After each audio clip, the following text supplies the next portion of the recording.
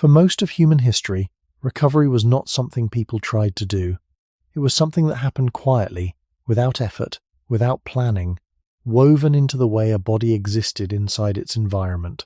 There was no separation between exhaustion and restoration, no clear moment where one stopped and the other began. Yet today, recovery feels like a task that often fails, as if something essential has been misplaced along the long path from early humans to us.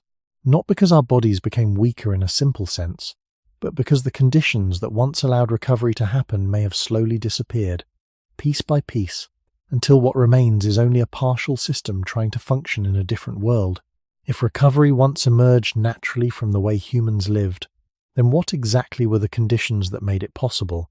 And why do they seem so difficult to recreate now? Why humans lost 3 ancient ways to recover? For a long time, recovery was not something humans tried to achieve, and it was not something they spoke about, because it did not stand apart from life itself. The body did not wait for a special moment to begin repairing or restoring itself.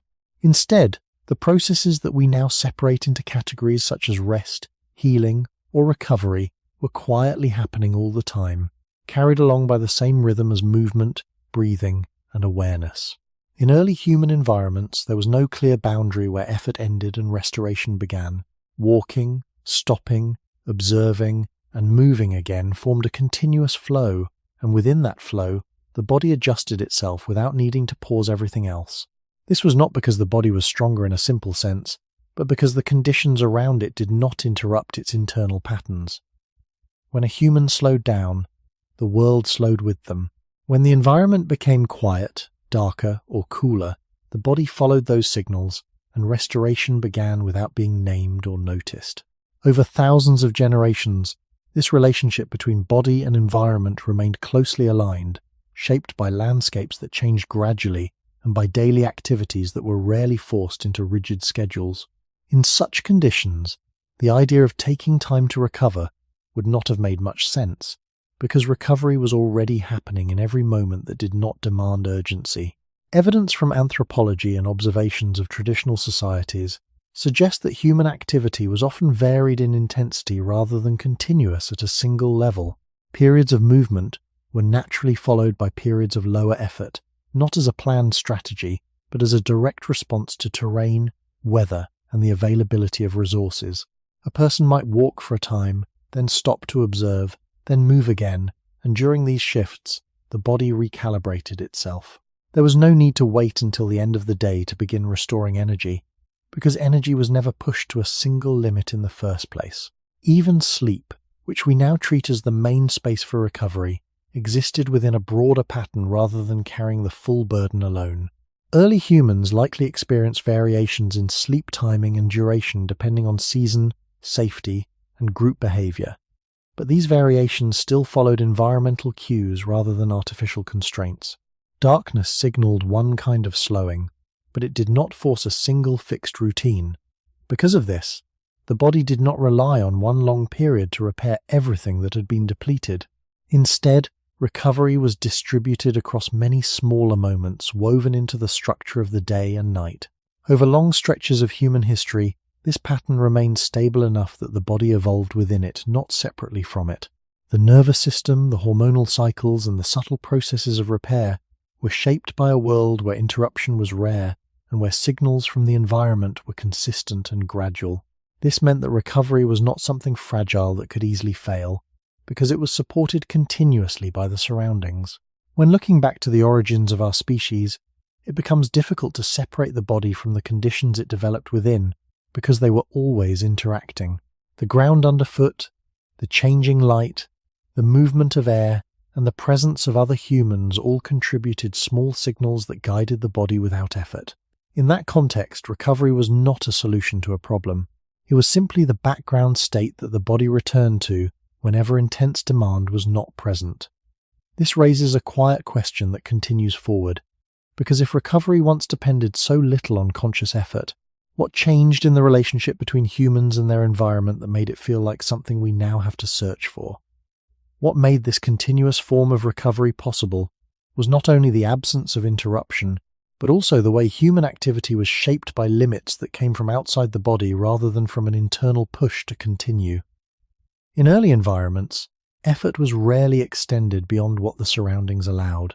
Movement depended on terrain, on weather, on visibility, and on the presence or absence of resources. When light faded, movement naturally slowed. When the ground became uneven or dense, the body adjusted its pace without needing to decide to do so. These external limits created a pattern where exertion rose and fell in small waves, and within those waves, the body never moved too far from a state it could recover from. Instead of building up a large deficit that required later repair, the body stayed within a range where restoration could keep pace with use. This pattern can be observed indirectly through studies of human physiology and through comparisons with environments that still resemble earlier conditions. When activity is varied and responsive, rather than fixed and prolonged, the systems that regulate energy, stress, and repair operate with fewer extremes. The body shifts between effort and ease without needing a clear signal to stop, because the environment itself provides that signal. In this way, recovery was not delayed until a later time, but was continuously supported by the structure of activity itself. This stands in contrast to a pattern where effort is sustained regardless of changing conditions, creating a gap between what the body expends and what it can restore in the same moment. Over long periods of human history, this gap may have remained relatively small, not because humans avoided difficulty, but because difficulty was distributed differently. A long walk might include many pauses, slight changes in direction, or moments of stillness, each one allowing subtle processes of recovery to begin. Even in situations that required persistence, such as tracking or gathering, the pace was influenced by external cues rather than by a fixed internal schedule. This meant that exhaustion, when it occurred, was more often tied to immediate circumstances rather than to an accumulated imbalance over many hours or days. The body responded to what was present, and when the environment shifted, the body shifted with it. This alignment between external conditions and internal regulation reduced the need for deliberate recovery strategies. There was no clear need to compensate for prolonged overexertion, because overexertion itself was less likely to extend beyond what the environment would permit. Over generations, the human body developed within this pattern, refining systems that expected variation rather than constancy. Hormonal responses, energy use, and tissue repair were all tuned to a rhythm that moved between activity and rest without sharp divisions. When effort decreased, even briefly, processes of restoration could begin without delay because they had not been fully suppressed. In this sense, recovery was not something that had to be restarted from zero. It was something that continued as long as the conditions allowed it to remain active. Looking back toward the earliest phases of human existence, this suggests that the body was not designed to recover only after being depleted, but to maintain itself continuously within a changing environment. If that continuous maintenance depended on external limits and natural variation, then the loss of those limits may have quietly changed how recovery functions today, raising the question of what happens when the body is no longer guided by the same boundaries that once kept it in balance. Over time, something subtle began to shift in this relationship, not as a sudden break, but as a gradual change in how humans interacted with their surroundings. The environment started to provide fewer natural signals that would gently limit activity, and in their place came conditions that allowed effort to continue beyond the patterns the body had long adapted to. This did not happen all at once, and it did not happen everywhere in the same way, but across long stretches of history small changes accumulated. The introduction of more stable shelters, the ability to extend activity beyond daylight through controlled fire, and later forms of social organization began to reduce the direct influence of natural cycles. These developments brought clear advantages in safety and survival, yet they also altered the quiet balance that had once supported continuous recovery. When darkness no longer required rest in the same way, and when movement was no longer shaped as closely by terrain or weather, the body began to operate in conditions that were less aligned with its older patterns. Instead of being guided by shifting external limits, activity could now be maintained by intention, by necessity, or by social expectation. This created a new situation where effort could extend further before the environment signaled a need to slow down. As a result, the body could be pushed into deeper states of fatigue before recovery processes were allowed to take place. Archaeological evidence from later periods suggests increasing complexity in daily life, including longer periods of focused work and more structured routines. While these changes supported the growth of communities and the development of culture, they also introduced a different rhythm, one where activity and rest became more separated. The body, which had evolved to operate within a fluid pattern, now faced stretches of sustained demand followed by more defined periods of rest. This separation did not immediately disrupt recovery, but it changed its nature. Instead of being distributed across many small moments, recovery began to rely more heavily on specific times, such as sleep or designated pauses. Over generations, this shift may have reduced the body's reliance on continuous adjustment and increased its dependence on discrete recovery periods. The biological systems themselves did not transform rapidly, but the conditions they responded to did. This created a quiet mismatch, where the mechanisms of recovery were still tuned to a world of constant variation, while the lived experience was becoming more segmented.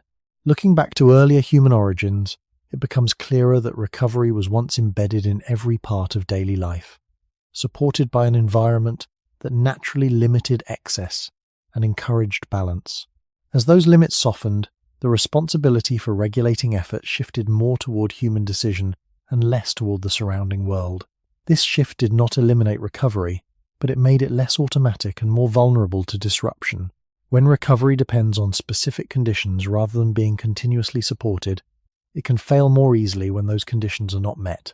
The result is not an immediate loss, but a gradual fading of something that once required no attention at all. If recovery was once carried quietly by the environment and the flow of activity, then its gradual separation from that flow may mark the first step in losing one of the ancient ways the human body maintained itself without effort. Long before recovery became something that depended on specific moments, it was closely guided by a rhythm that did not belong to humans alone, but to the wider environment they lived within. This rhythm was shaped most clearly by the cycle of light and darkness, a pattern that has remained consistent across vast stretches of time. For early humans, the rising and setting of the sun was not simply a background event, but a constant signal that influenced movement, attention, and the gradual shifting of the body between states of activity and rest. As light increased, visibility improved, temperatures changed, and the world itself became more accessible. As light faded, those conditions reversed, and the body followed this transition without needing to interpret it consciously. The biological systems that regulate sleep, alertness, and energy use are still deeply connected to this cycle, suggesting that they developed in close alignment with it over long periods of human evolution. Research in chronobiology shows that internal clocks within the human body respond to external light cues, adjusting hormonal patterns and influencing when the body becomes more active or more inclined toward rest. In early environments, these signals were clear and consistent, without the interference of artificial lighting or irregular schedules. This clarity allowed the body to anticipate changes rather than react to them, creating a smoother transition between different states. Recovery, in this context, was not confined to a single period, but was supported by the entire cycle. As the day moved toward evening, the body began to slow in small ways, gradually reducing intensity before reaching deeper rest. This progression allowed recovery processes to begin even before full sleep occurred, extending the window in which the body could restore itself. Anthropological observations of groups living in environments closer to these conditions suggest that sleep and rest often follow natural light patterns, though not always in a rigid or identical way. Variations still exist, influenced by social factors and immediate needs, but the underlying rhythm remains tied to environmental cues rather than imposed schedules. This connection between light and biological timing is not limited to sleep alone. It also affects body temperature, metabolism, and the timing of repair processes at a cellular level. When these processes are aligned with external signals, they can operate with greater efficiency because they are not working against conflicting inputs. In such conditions, recovery is supported not only during periods of stillness, but throughout the entire daily cycle. Looking back toward the earlier stages of human development, it becomes clear that this alignment between internal rhythms and the environment formed one of the foundations of how the body maintained itself. The cycle of light and darkness provided a stable structure that guided both activity and recovery without requiring conscious effort. As long as this structure remained intact, the body could move through phases of exertion and restoration with minimal disruption. If recovery once depended on this quiet synchronization with the natural world, then any change to the clarity or consistency of these signals may have gradually altered how the body enters and sustains its restorative processes, raising the question of what happens when the rhythm itself is no longer fully visible to the body. As this natural rhythm continued to guide human life, its influence extended beyond the simple distinction between day and night, shaping a series of gradual internal changes that prepared the body for different forms of activity and restoration. Rather than switching abruptly from effort to rest, the body moved through a sequence of subtle adjustments that began long before sleep and continued after waking. In environments where light changed slowly and predictably, these transitions had time to unfold without interruption. The angle of the sun, the color of the sky, and the cooling of the air all provided layered signals that reached the body in stages.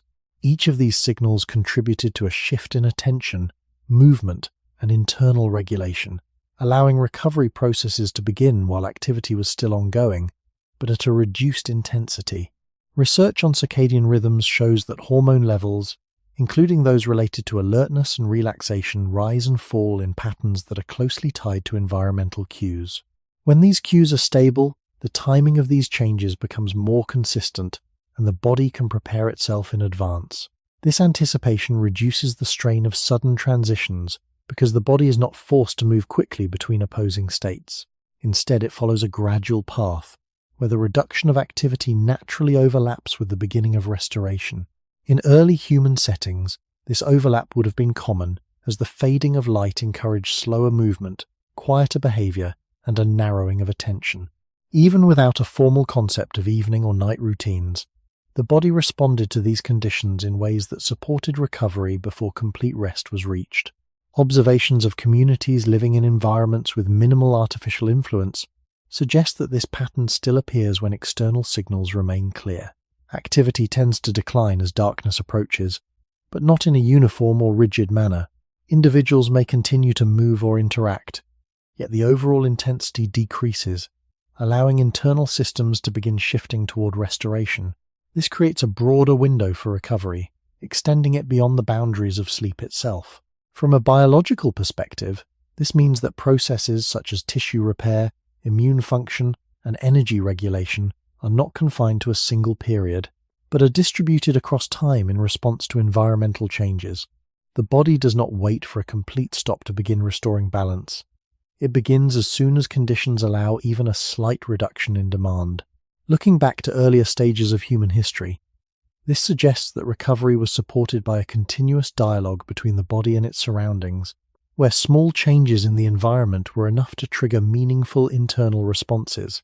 The effectiveness of this system depended on the clarity of those signals and on the body's ability to detect and respond to them without confusion. When signals are layered and consistent, the body can move smoothly through its internal cycles. When they become irregular or conflicting, the transitions may lose their gradual nature. If recovery once relied on these slow, predictable shifts, then any disruption to the timing or clarity of environmental cues could have reduced the body's ability to enter restorative states early and sustain them across the day, leading to a form of recovery that begins later, lasts for a shorter time, and may not fully align with the processes it is meant to support. Over a long span of time, the clarity of these environmental signals began to change, not because the cycle of light and darkness disappeared, but because it was gradually layered with new forms of influence that the human body had not evolved to interpret in the same way. The introduction of controlled fire allowed light to extend beyond the natural boundary of sunset, soft at first, but still enough to shift the way evenings were experienced. Later, more consistent sources of artificial light created a setting where the transition from day to night became less defined. In such conditions, the body no longer received a clear sequence of cues that once guided its gradual movement toward rest. Instead of a steady dimming that unfolded over time, light could remain present, stable, and disconnected from the position of the sun. Research in human biology shows that light exposure plays a central role in regulating circadian rhythms, influencing hormone release, and the timing of sleep-related processes. When light remains present during hours that would otherwise be dark, the body may delay the onset of internal changes that prepare it for recovery. This does not immediately prevent sleep, but it can alter the depth, timing, and distribution of restorative processes. Without a clear signal to begin slowing down, the body may remain in a more active state for longer, compressing the window in which recovery can take place. Anthropological observations and modern studies both suggest that when natural light patterns are preserved, even in varied cultural settings, sleep and activity tend to follow more gradual transitions. When those patterns are disrupted, variability increases, and the body must rely more on internal cues that may not be as consistent or as strong. This creates a situation where recovery becomes more dependent on deliberate behavior, such as choosing when to rest, rather than being guided automatically by the environment. Over time, this shift may have contributed to a form of recovery that begins later and is more concentrated, rather than being distributed across a longer period. The body, which once began its transition into restoration well before complete rest, may now delay that transition until a clearer stopping point is reached. Looking back to earlier human conditions, the alignment between internal rhythms and external cycles provided a stable foundation that supported recovery without effort. As that alignment becomes less precise, the body may still attempt to follow its internal timing, but with signals that are less clear or more conflicting. This can lead to a gradual separation between the timing of environmental changes and the timing of biological processes. When this separation grows, recovery may no longer unfold as a continuous process that begins early and extends smoothly. Instead, it may appear as something that starts later, ends sooner, and depends more on specific conditions being met. If one of the ancient ways humans recovered depended on a clear and uninterrupted rhythm of light and darkness, then the gradual blurring of that rhythm may represent the quiet loss of a system that once guided the body back to balance without needing to be noticed or controlled. When the body is left without interruption, its internal systems do not wait for a clear signal to begin repairing and adjusting themselves. They operate continuously, shifting in intensity depending on what the body is doing and what the environment allows. This quiet, ongoing adjustment is not something that can be easily observed in a single moment, because it unfolds gradually, without sharp boundaries. Processes related to energy balance, tissue maintenance, and immune function are always active to some degree, rising when the body is under demand and settling when that demand decreases. In conditions where activity naturally fluctuates, these processes are given the space to respond without being forced into extremes. Early human environments, shaped by changing terrain, light, and social interaction, provided a setting where such fluctuations were common. Movement was rarely constant, and stillness was rarely absolute. Instead, there was a continuous variation in effort, allowing the body to adjust in small increments. This meant that recovery did not need to be initiated from a state of complete depletion. It was already in progress, adapting moment by moment to the level of activity. Research in physiology suggests that the body's regulatory systems function most smoothly when changes are gradual rather than abrupt. Hormonal responses, for example, can adjust more effectively when the shift from activity to rest occurs over time. In environments without sudden transitions or prolonged unbroken exertion, these responses remain within a range that supports stability. The body does not need to sharply increase or decrease its internal signals because it is not being pushed far beyond its usual patterns. This reduces the strain on systems that manage stress and repair, allowing them to operate with less disruption. Observations of human groups living in less industrialized conditions indicate that daily activity often includes a mixture of light, moderate, and occasional higher intensity effort, interspersed with periods of lower demand. These patterns are not identical across all settings, but they share a common feature of variability. Within this variability, the body is given frequent opportunities to begin restoring balance before imbalance becomes severe. Looking back to earlier stages of human history, it is likely that such patterns were even more closely tied to environmental conditions. The need to respond to immediate surroundings would have prevented long stretches of uniform effort, creating a rhythm where recovery was not confined to a single time or place. Instead, it was woven into the structure of activity itself. This suggests that the body's ability to recover was not dependent on a specific action, but on the absence of sustained interruption. When demands eased even briefly, internal systems could continue their work without needing to restart. Over long periods, This would have supported a form of stability where the body rarely moved too far from a balanced state. If this continuous adjustment depended on a world where interruptions were limited and changes were gradual, then the introduction of conditions that disrupt this flow may have altered how effectively the body can maintain itself, raising the question of what happens when the body is required to shift rapidly between states without the time needed for these quiet processes to unfold. As long as these internal processes were allowed to continue without sudden interruption, the body did not need to divide itself into separate phases of strain and repair. Instead, it remained within a shifting middle ground, where effort and restoration overlapped in a quiet and continuous way. This balance depended not only on how much effort was used, but also on how that effort changed over time. In earlier human environments, activity rarely moved in sharp, abrupt steps. It rose and fell gradually, guided by conditions that could not be fully controlled. A person might walk across uneven ground, slow slightly to adjust their footing, pause to observe, and then continue, each change in pace creating a small window where internal processes could adjust without needing to stop entirely. These small variations, repeated throughout the day, allowed the body to regulate itself without being pushed into a state that required a full reset.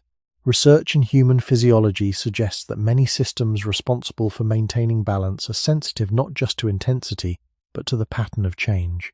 When demands increase gradually and decrease gradually, the body can adapt in real time, adjusting energy use, circulation, and repair processes in parallel.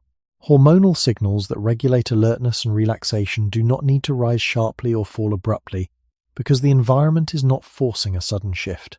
This reduces the strain placed on regulatory systems, allowing them to operate within a range that is more stable. In contrast, when changes are abrupt, the body may respond with stronger signals, preparing for sustained effort, even if that effort does not continue, or delaying recovery because the transition toward rest is not clear. Over time, repeated exposure to such abrupt changes can make it more difficult for the body to settle into a steady rhythm. Anthropological observations of human groups living in conditions with fewer imposed schedules show patterns of activity that are varied rather than fixed. Movement is interspersed with moments of stillness, but these moments are not isolated or treated as separate phases. They are part of a continuous flow where the body is rarely held at a single level of demand for long. Even tasks that require attention or persistence tend to include natural pauses, whether due to environmental factors or shifts in focus. Within these pauses, the body begins to adjust, lowering certain levels of activation and allowing recovery-related processes to continue without interruption. Looking back toward earlier stages of human history, it is likely that this pattern of gradual change was not an exception, but a common condition. The environment did not encourage long stretches of uniform effort, and it did not provide the means to maintain such effort easily. As a result, the body developed within a context where transitions were slow and frequent, rather than sudden and infrequent. This suggests that the effectiveness of recovery may have depended as much on the way activity changed as on the amount of activity itself. If the body is given time to move from one state to another, it can carry its internal processes with it, adjusting continuously rather than restarting from zero. But if the body is required to shift quickly, or repeatedly pulled back into activity before it has completed its adjustment, these processes may become fragmented. Recovery may still occur, but it may begin later, progress more slowly, or remain incomplete.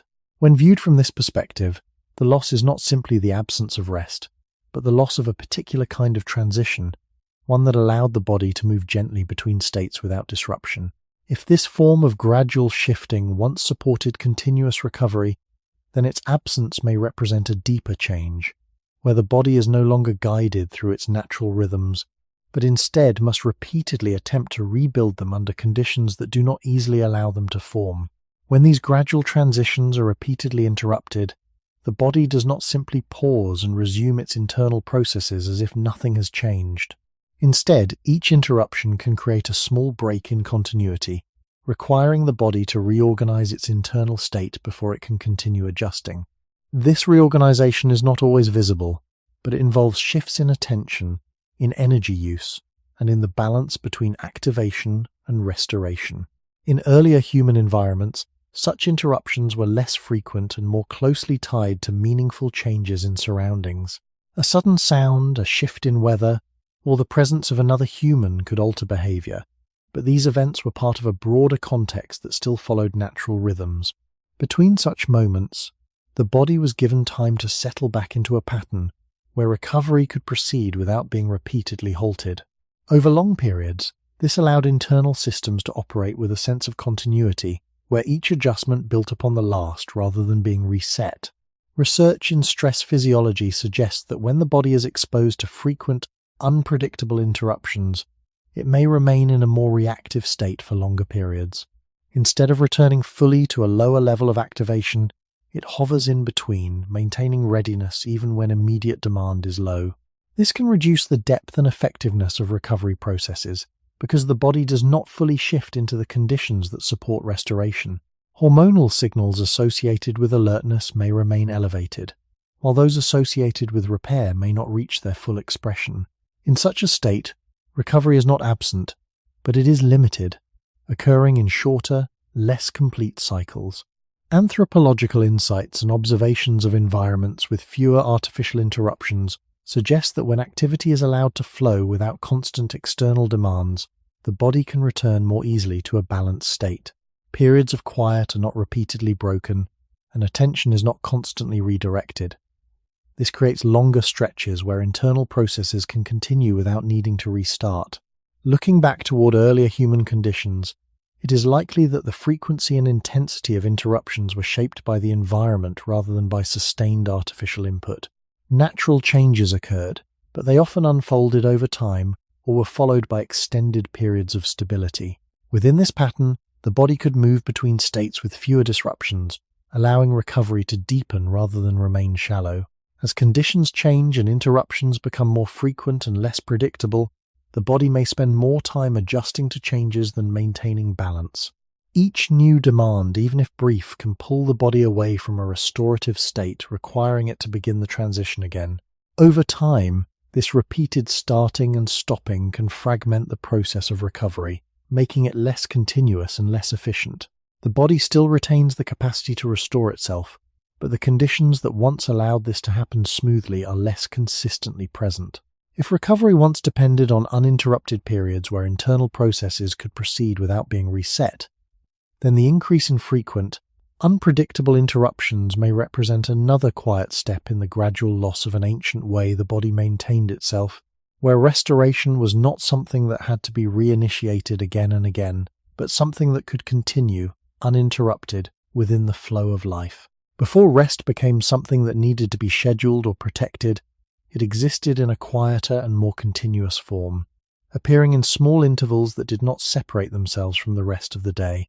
Early human activity was not organized into long, uninterrupted stretches followed by clearly defined breaks. Instead, it unfolded in a pattern where moments of lower effort were naturally embedded within movement and attention. These moments were not labeled or treated as rest, yet they allowed the body to ease its internal demands without stepping away from the ongoing flow of life. A person might slow their pace while moving across uneven ground, pause to observe changes in the surroundings, or remain still for a short time while listening or watching. Each of these brief shifts created an opportunity for internal processes to adjust, lowering the intensity of effort and allowing recovery to begin without the need for a full stop. Over the course of a day, these small intervals accumulated, forming a distributed pattern of restoration that did not depend on a single, extended period. Anthropological observations of human groups living in conditions closer to earlier environments suggest that such patterns still appear when activity is guided more by surroundings than by fixed schedules. Movement often alternates with observation, interaction, and stillness, not as a deliberate strategy, but as a direct response to the environment.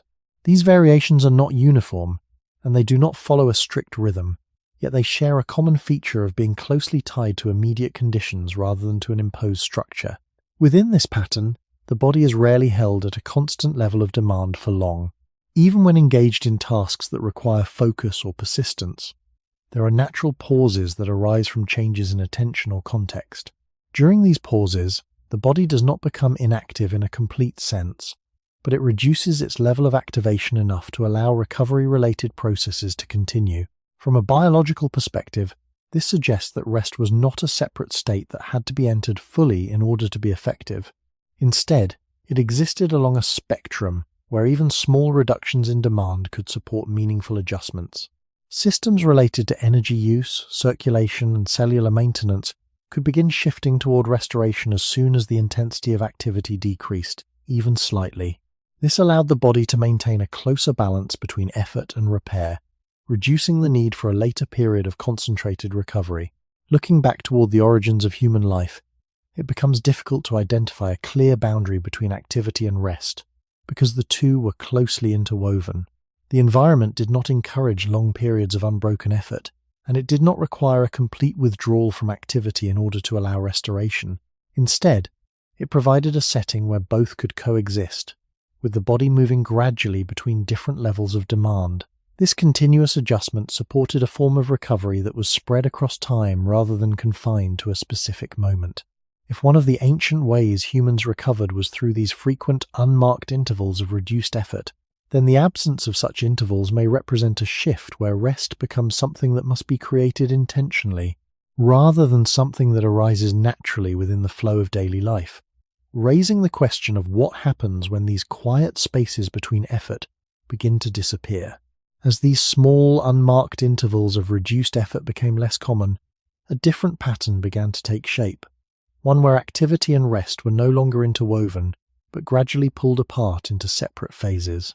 This separation did not emerge as a single decision, but as a slow reorganization of daily life, influenced by changes in tools, social structures, and the ways humans began to coordinate their actions with one another. Tasks became more defined, more continuous, and often more detached from immediate environmental cues. Instead of responding moment by moment to shifting surroundings, activity could now be sustained according to expectation or necessity, even when the body might have otherwise slowed. In such conditions, the natural pauses that once appeared without effort became less frequent, not because the body no longer needed them, but because the structure of activity no longer allowed them to emerge easily. Over time, this created a pattern where effort accumulated across longer stretches, and the body was carried further away from the balanced state it once maintained more continuously. Anthropological and historical perspectives suggest that as human groups developed more complex forms of organization, including coordinated work and shared responsibilities, the timing of activity became less flexible. Certain tasks needed to be completed within specific periods, and this requirement could override the subtle signals that would otherwise lead to a pause. While these developments supported cooperation and efficiency, they also reduced the number of small opportunities for recovery that were once embedded within the day. The body, which had evolved within a context of variation, now faced longer durations of relatively stable demand. During these durations, internal systems continued to function, but with fewer chances to adjust gradually. Recovery processes that once began during brief reductions in effort were now delayed, waiting for a more defined break that might not come until much later. From a biological perspective, this shift alters the way energy is used and restored. When effort is extended without interruption, the body may draw more heavily on its reserves, and the processes that would normally begin restoring balance are postponed. This does not immediately lead to failure, but it changes the timing and distribution of recovery. Instead of being spread across many small intervals, restoration becomes concentrated into fewer, larger periods. These periods, such as sleep or designated rest, must now carry a greater share of the burden. Looking back toward earlier human conditions, it becomes clearer that recovery once relied less on these concentrated moments and more on the accumulation of many smaller ones. Each brief pause contributed a small adjustment, and together they maintained a steady balance. As those pauses diminish, the body is required to recover more in less time, and under conditions that may not fully match the processes it is attempting to carry out. This creates a subtle shift where recovery becomes more dependent on timing and less supported by the overall structure of activity. If the body misses the opportunity to recover during these larger periods, there may be fewer chances to compensate later. Over generations, this pattern may have contributed to a form of fatigue that builds more gradually and resolves more slowly, because it is not continuously offset by small moments of restoration. If one of the ancient ways humans recovered was through the presence of these frequent, natural pauses, then the gradual loss of such pauses may represent a deeper change, where rest is no longer woven into activity, but must be set aside and protected, raising the question of how the body adapts when the space for these quiet intervals becomes increasingly limited. As this separation between continuous activity and distinct periods of rest became more defined, recovery itself began to take on a different role. Instead of being something that occurred quietly and repeatedly throughout the day, it started to depend more heavily on specific moments that were set aside for that purpose. These moments, whether they took the form of sleep or designated pauses, were no longer simply part of a flowing pattern. They became necessary intervals that had to compensate for what had not been restored earlier. This change did not happen abruptly, and it did not eliminate the body's ability to recover, but it shifted the burden onto fewer, more concentrated periods. Over time, this concentration may have made recovery feel less reliable, not because the body had lost its capacity, but because the conditions supporting it had become less evenly distributed. Anthropological and historical perspectives suggest that, as daily life became more structured, the rhythm of activity often followed external demands rather than immediate environmental cues. Work could continue even when natural signals would have encouraged a pause, and rest might be delayed until a predefined time. In this arrangement, the body was required to sustain effort for longer durations, often without the small reductions in intensity that once allowed recovery to begin early. When rest finally occurred, it had to address a larger imbalance, one that had been building across extended periods. This created a situation where recovery was no longer a continuous background process, but a task that needed to achieve more within a limited window. From a biological perspective, this shift alters the relationship between effort and restoration. Systems that manage energy, repair, and regulation are capable of responding to demand, but they are most effective when given frequent opportunities to adjust. When those opportunities are reduced, the body may enter rest in a more depleted state, requiring deeper or longer periods of recovery to return to balance. If those periods are shortened or interrupted, the body may not fully complete the processes it has begun, leading to a gradual accumulation of incomplete restoration.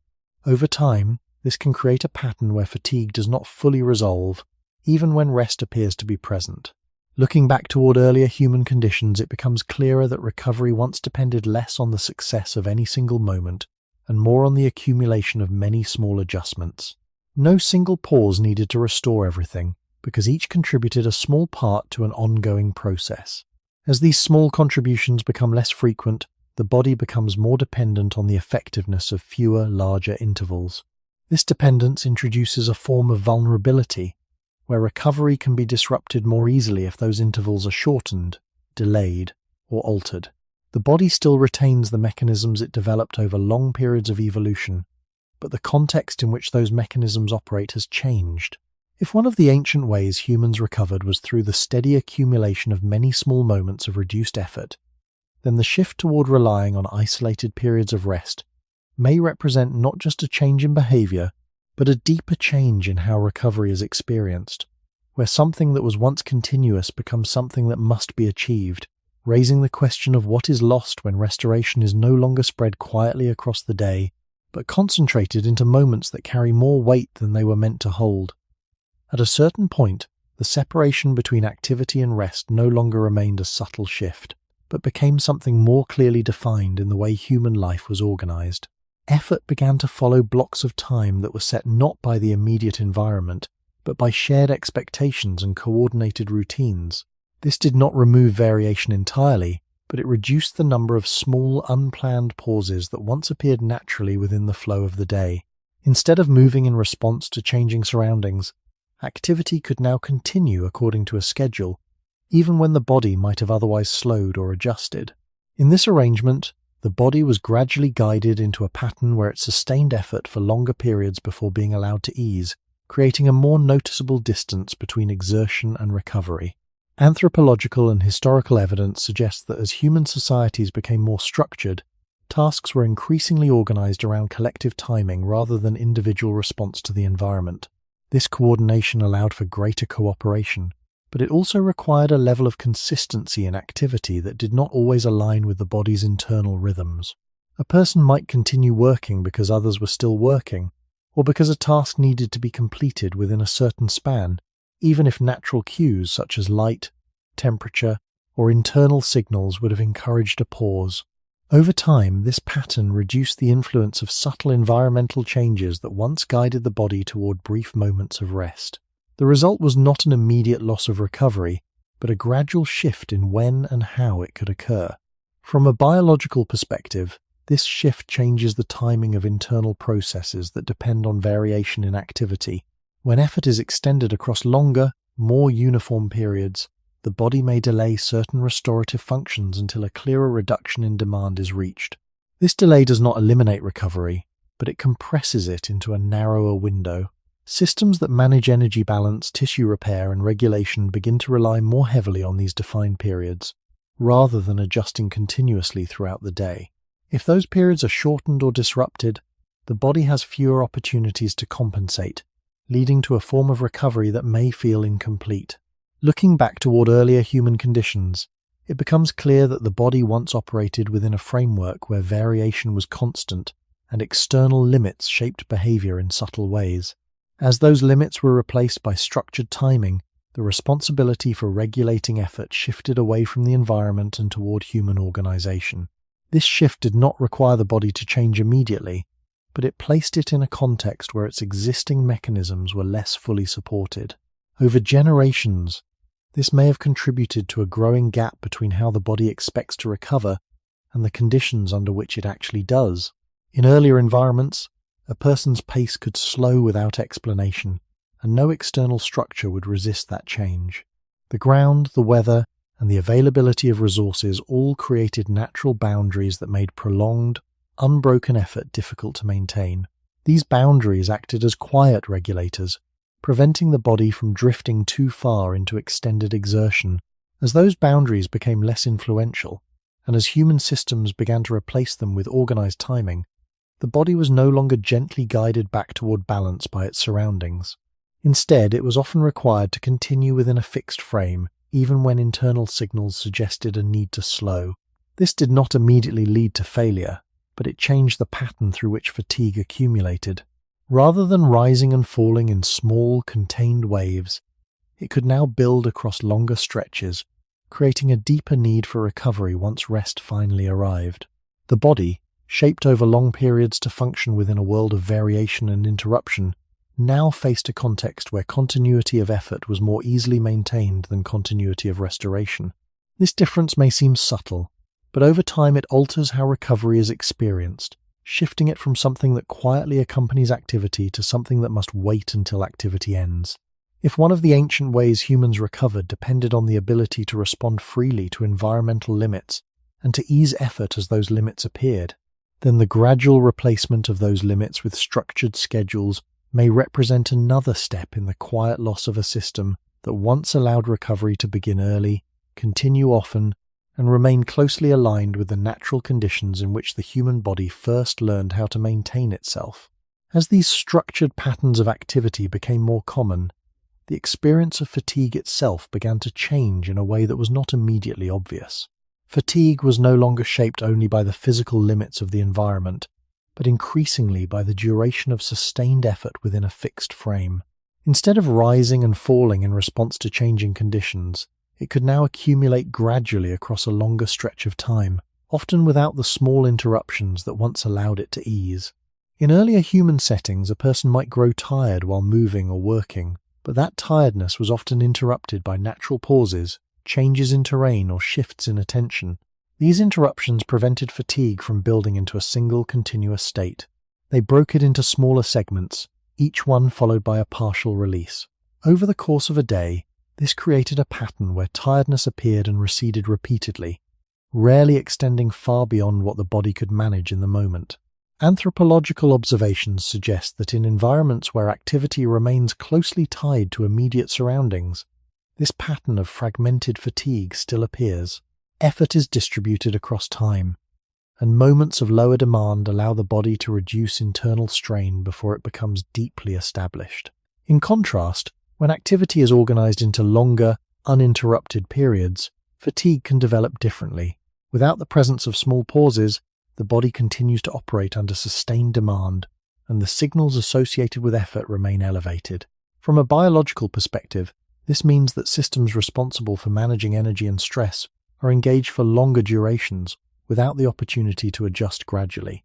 Hormonal responses that support activity may remain active, while those that support restoration are delayed.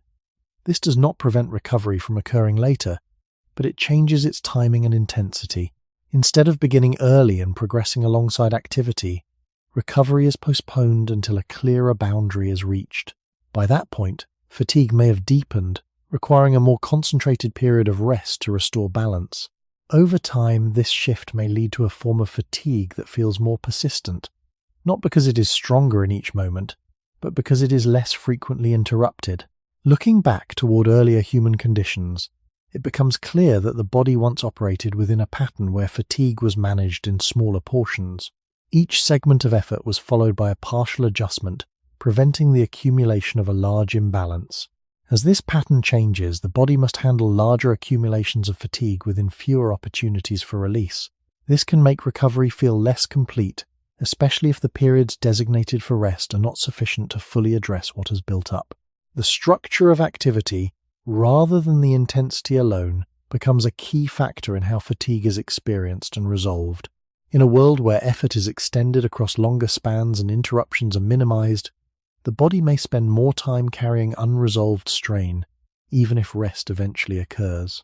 This creates a subtle but important difference, where recovery is no longer woven into the fabric of activity, but instead positioned at its end, tasked with restoring what has been depleted over an extended period.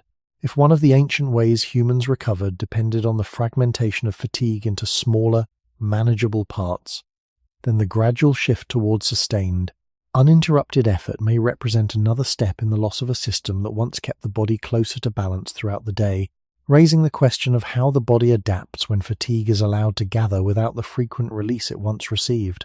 As fatigue began to accumulate in longer, more continuous stretches, the moments set aside for recovery were placed under a different kind of pressure. These moments were no longer simply part of an ongoing process, but became the primary space where the body was expected to restore balance after extended periods of sustained effort. This change did not alter the body's basic mechanisms, but it altered the conditions under which those mechanisms were asked to operate. Instead of working gradually across the day, recovery was now expected to address a larger imbalance within a shorter and more defined interval. Anthropological and historical perspectives suggest that as daily routines became more structured, the timing of rest followed external patterns rather than the body's immediate signals. A person might reach a point of fatigue earlier, yet continue until a designated stopping time, delaying the beginning of recovery. When rest finally occurred, it had to compensate for a longer period of uninterrupted demand. This created a situation where recovery was not only delayed, but also compressed, required to accomplish more within less time. From a biological perspective, this compression can influence how effectively the body restores itself. Processes such as tissue repair, energy replenishment, and regulation of internal balance rely on time and continuity. When these processes are delayed, they may begin under conditions where the body is more deeply fatigued, and when the window for recovery is limited, they may not progress as fully as they otherwise would. This does not mean that recovery fails completely, but it may remain incomplete, leaving a portion of the accumulated strain unresolved. Over repeated cycles, this partial recovery can create a pattern where fatigue is carried forward rather than fully released. Looking back toward earlier human conditions, recovery was not required to handle such concentrated demands. Because fatigue was distributed and frequently interrupted, the body rarely needed to restore a large imbalance at once. Each small pause contributed to maintaining stability, reducing the need for a single period of rest to carry the entire burden. As these small pauses became less frequent, the body became more dependent on the effectiveness of fewer, larger intervals. This dependence introduces a form of uncertainty, where recovery is more vulnerable to disruption. If the designated period of rest is shortened, interrupted, or misaligned with the body's internal timing, there may be fewer opportunities to compensate. The result is not always immediate, but can appear as a gradual sense that rest does not fully restore what has been lost. Over time, this pattern may contribute to a shift in how recovery is experienced, from something that occurs quietly and continuously to something that feels incomplete or difficult to achieve. The body retains the capacity to recover, but the conditions that once supported that capacity are less consistently present. In a context where effort is extended and recovery is concentrated, the balance between the two becomes more fragile. Small changes in timing or duration can have larger effects, because there are fewer moments available to absorb those changes. If one of the ancient ways humans recovered depended on the steady, distributed nature of restoration across many small intervals, then the shift toward relying on compressed periods of rest may represent another step in the gradual loss of a system that once allowed the body to maintain balance with less effort, raising the question of how much recovery can be sustained when it is asked to do more in less time than it was originally shaped to handle. At this stage, recovery had not disappeared, but it had changed in a way that made it feel less certain, as if it depended on something that could no longer be assumed. What was once a quiet background process had begun to resemble a task, something that required conditions to be met before it could take place effectively. This shift did not come from a single cause, but from the accumulation of earlier changes, where activity became more continuous, pauses became less frequent, and rest became more concentrated. As these patterns settled into daily life, recovery no longer unfolded automatically within the flow of movement and environment. Instead, it began to rely on moments that had to be created, protected, or even managed. Anthropological and historical perspectives suggest that as human life became more organized, the relationship between effort and restoration became more deliberate. People began to recognize the need for rest not as something that happened naturally, but as something that had to be ensured. This recognition marked an important transition because it reflected a growing distance between the body's internal rhythms and the external conditions that once supported them. When recovery depends on deliberate action, it becomes more vulnerable to being shortened, delayed, or replaced by other demands. The body still sends signals that indicate the need for rest, but those signals must now compete with expectations, schedules, and responsibilities that do not always align with them. From a biological perspective, this creates a situation where recovery is no longer evenly distributed, but instead must be initiated under specific conditions. The body may reach a state where restoration is needed, yet not be able to begin the process fully until those conditions are present. This delay can extend the period of imbalance, as the body continues to operate while carrying unresolved strain. When recovery finally begins, it must address a deeper level of fatigue, often within a limited time. This changes not only the timing of recovery, but also the way it is experienced. Instead of feeling like a natural continuation of the body's rhythm, it may feel incomplete or insufficient, especially if the conditions required for full restoration are not met. Looking back toward earlier human conditions, recovery did not depend on such precise circumstances. It was supported by a wide range of small adjustments, each one contributing to a larger balance. There was no single moment that had to succeed in order for the body to maintain itself, because restoration was already in progress at many points throughout the day. As this pattern changed, the body became more dependent on fewer opportunities, and each of those opportunities carried more weight. If one was missed or shortened, the effect could extend into the next cycle, creating a gradual accumulation of unmet needs. Over time, this may lead to a sense that recovery is something that must be pursued, rather than something that naturally occurs. The body retains its capacity to restore itself, but it must now do so under conditions that are less consistently aligned with its internal processes.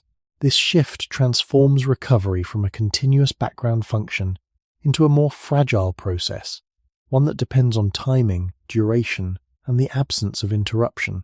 If one of the ancient ways humans recovered depended on the ability of the body to adjust constantly without needing special conditions, then the gradual movement toward recovery as a task may represent another step in the quiet loss of a system that once required no attention at all, raising the question of how the body adapts when restoration is no longer guaranteed by the flow of life, but must instead be secured within it.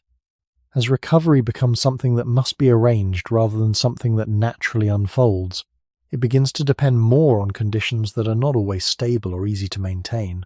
This introduces a new kind of uncertainty, where the body's ability to restore itself is influenced not only by its internal state, but by whether the surrounding circumstances allow the process to proceed without disruption. In earlier human environments, the conditions that supported recovery were broadly consistent. Darkness arrived gradually. Activity slowed in response to changing light and temperature, and periods of reduced demand appeared without needing to be created. These conditions did not need to be perfect, because recovery was distributed across many moments, each contributing a small part to the whole. In contrast, when recovery is concentrated into specific intervals, those intervals must meet certain requirements for restoration to be effective. If those requirements are not fully present, the body may enter a period of rest without achieving the same depth or continuity of recovery that once occurred more gradually. From a biological perspective, this shift means that recovery is more sensitive to interruption and variation in timing. Processes related to repair and regulation often depend on a sequence of internal changes that unfold over time. When this sequence is disrupted, the body may need to begin again or adjust its response, which can reduce the overall efficiency of restoration. Research in sleep and circadian rhythms suggests that interruptions, irregular timing, or misalignment between internal clocks and external conditions can influence how deeply the body enters restorative states. This does not eliminate recovery, but it can make it less complete or less consistent. Anthropological observations indicate that in environments where daily patterns remain closely tied to natural cues, recovery tends to be less dependent on precise conditions. Variability still exists, but it is absorbed by the broader pattern of continuous adjustment. In such settings, a missed opportunity for deeper rest may be offset by other moments of reduced demand throughout the day. As activity and rest become more separated, this flexibility decreases. The body becomes more reliant on fewer opportunities, and each one must carry a larger portion of the recovery process. Looking back toward earlier human conditions, this suggests that recovery once had a form of resilience, supported by its distribution across time and its integration with activity. As it becomes more concentrated, that resilience may weaken, not because the body is less capable, but because the system it depends on has fewer points of support. When recovery relies on specific conditions, any disruption to those conditions can have a larger effect.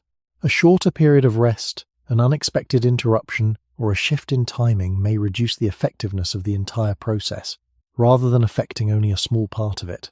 Over time, this can create a pattern where recovery feels inconsistent, sometimes sufficient and sometimes incomplete, depending on how closely conditions align with what the body requires.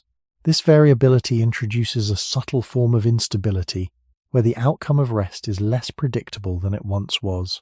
If one of the ancient ways humans recovered depended on the broad and flexible support of the environment, allowing restoration to occur across many small moments, then the shift toward relying on more fragile, condition-dependent intervals may represent another step in the gradual loss of a system that once maintained balance with greater consistency, raising the question of how the body adapts when recovery is no longer evenly supported, but must depend on conditions that can easily change or fail. As recovery becomes dependent on specific conditions, another subtle change begins to appear, one that is less visible but deeply influential in how the body experiences rest. The act of recovering is no longer simply a shift in state that unfolds on its own, but something that must be recognized, initiated, and maintained. This introduces a layer of awareness that was not required in earlier human conditions. The body still sends signals of fatigue, still moves toward states of reduced activity, but these signals now exist alongside a structure that may not always allow them to be followed immediately. As a result, the process of recovery becomes something that can be delayed not only by external demands, but by the need to wait for the right moment to begin. Anthropological perspectives suggest that in environments where activity is closely tied to natural conditions, the response to fatigue is often immediate and proportional. When the body slows, the environment supports that slowing, and recovery begins without resistance. In more structured settings, this response may be postponed, as activity continues according to a schedule rather than to internal signals. Over time, this delay changes the relationship between fatigue and restoration. Instead of being closely linked, they become separated by a period where the body continues to operate despite the need for recovery. This separation does not stop the body from eventually restoring itself, but it increases the distance between the onset of fatigue and the beginning of restoration, making the process feel less continuous and more uncertain. From a biological perspective, this delay can influence how effectively recovery processes are initiated. When the body is required to maintain activity beyond the point where it would naturally slow, it may remain in a state of heightened activation. Hormonal signals that support alertness and effort may continue, while those that support restoration are held back. When recovery finally begins, the body must transition from this heightened state into one that supports repair, and this transition may take time. If the window for recovery is limited, the body may not fully complete this shift before activity resumes. This can create a pattern where recovery starts later and remains less complete, not because the body lacks the capacity, but because the conditions do not allow the full process to unfold. Looking back toward earlier human conditions, recovery did not require this kind of initiation. It was not something that needed to be started at a particular time, because it was already in progress whenever the body moved toward lower demand. The absence of delay allowed restoration to begin early and continue as long as conditions permitted. As this pattern changes, recovery becomes more discrete, beginning and ending within clearer boundaries. This introduces the possibility that those boundaries may not align perfectly with the body's internal timing. When they do not, recovery may be shortened, interrupted, or only partially completed. Over repeated cycles, this can lead to a gradual accumulation of incomplete restoration, where the body carries forward small amounts of unresolved fatigue. This accumulation may not be immediately noticeable, but over time it can alter the overall sense of balance, making recovery feel less reliable. If one of the ancient ways humans recovered depended on the ability of the body to begin restoring itself as soon as demand decreased, without needing to wait for a designated moment, then the shift toward delayed and condition-dependent recovery may represent another step in the quiet loss of a system that once allowed restoration to unfold naturally, raising the question of how the body adapts when the start of recovery is no longer guided by its own signals, but by the structure within which it must operate. Before recovery became something that depended on specific timing or controlled conditions, it was also supported by a more direct and constant relationship between the human body and the physical environment. This relationship was not abstract or distant, but immediate, shaped by contact with the ground, exposure to changing temperatures, movement through open air, and the textures of natural surroundings. In earlier human settings, the body was rarely separated from these elements. It rested on uneven surfaces, adjusted to shifts in warmth and cold, and remained in contact with a world that continuously provided subtle sensory input. These inputs were not distractions, but signals that the body could use to regulate itself. The firmness of the ground, the movement of air across the skin, and the gradual cooling of the environment as light faded all contributed to a context where the body could adjust its internal state in response to external conditions. Anthropological observations suggest that this direct contact influenced how humans experience both effort and rest. When the body is in close interaction with its surroundings, it must constantly make small adjustments, maintaining balance, distributing weight, and responding to slight variations in surface and temperature. These adjustments prevent the body from remaining in a fixed position for too long, encouraging subtle shifts even during periods of stillness. From a biological perspective, this variation may support circulation, reduce localized strain, and allow different parts of the body to alternate between activity and relative rest. In such conditions, recovery is not confined to a single posture or a single moment, but is supported by continuous micro-adjustments that occur without conscious effort. Looking back toward earlier stages of human history, it becomes clear that rest did not take place in an environment designed to eliminate all variability. Instead, it occurred within a setting that remained responsive and dynamic even when the body was still. The ground was rarely perfectly even, the temperature was rarely constant, and the body remained engaged in maintaining a degree of awareness of its surroundings. This did not prevent recovery, but may have shaped the way it unfolded, allowing different systems to adjust gradually rather than all at once. As human environments became more controlled and more stable, this direct interaction began to change. Surfaces became more uniform, temperatures more regulated, and the body less exposed to natural variation. These changes brought comfort and predictability, yet they also reduced the number of small signals that once guided the body's adjustments. When the environment provides fewer cues, the body may remain in more static positions, with fewer reasons to shift or adapt. Over time, this can alter how recovery is distributed across the body, concentrating it in certain areas while leaving others less engaged. The overall process may still occur, but in a different pattern, one that is less varied and potentially less continuous. If one of the ancient ways humans recovered depended on this constant low-level interaction with the physical world, where contact and variation provided ongoing signals for adjustment, then the gradual reduction of that interaction may represent another quiet change, where recovery becomes less supported by the environment and more dependent on internal processes alone, raising the question of what is lost when the body is no longer in steady conversation with the world it rests within.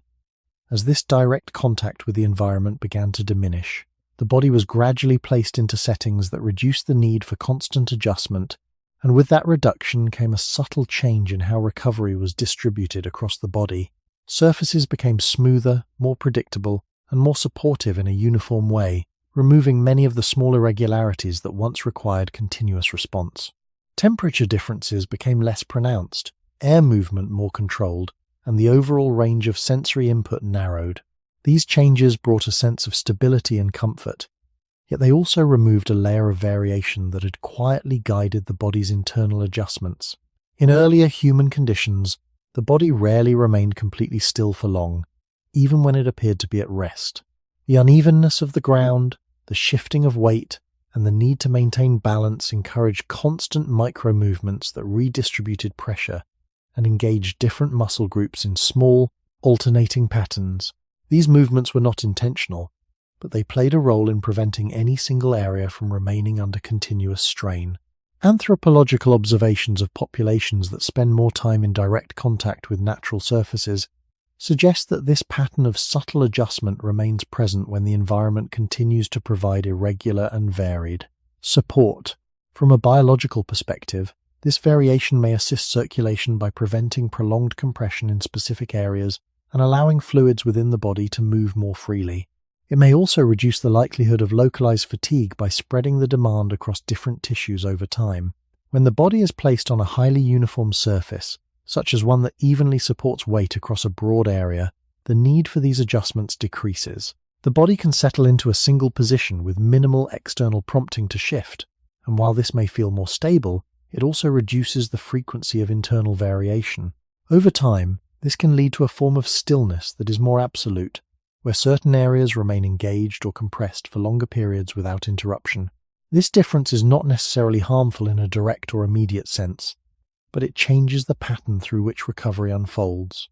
Instead of being supported by continuous low-level movement and redistribution, recovery may become more localized, with some regions receiving more opportunity for restoration than others. Looking back toward earlier human environments, rest was rarely defined by complete immobility.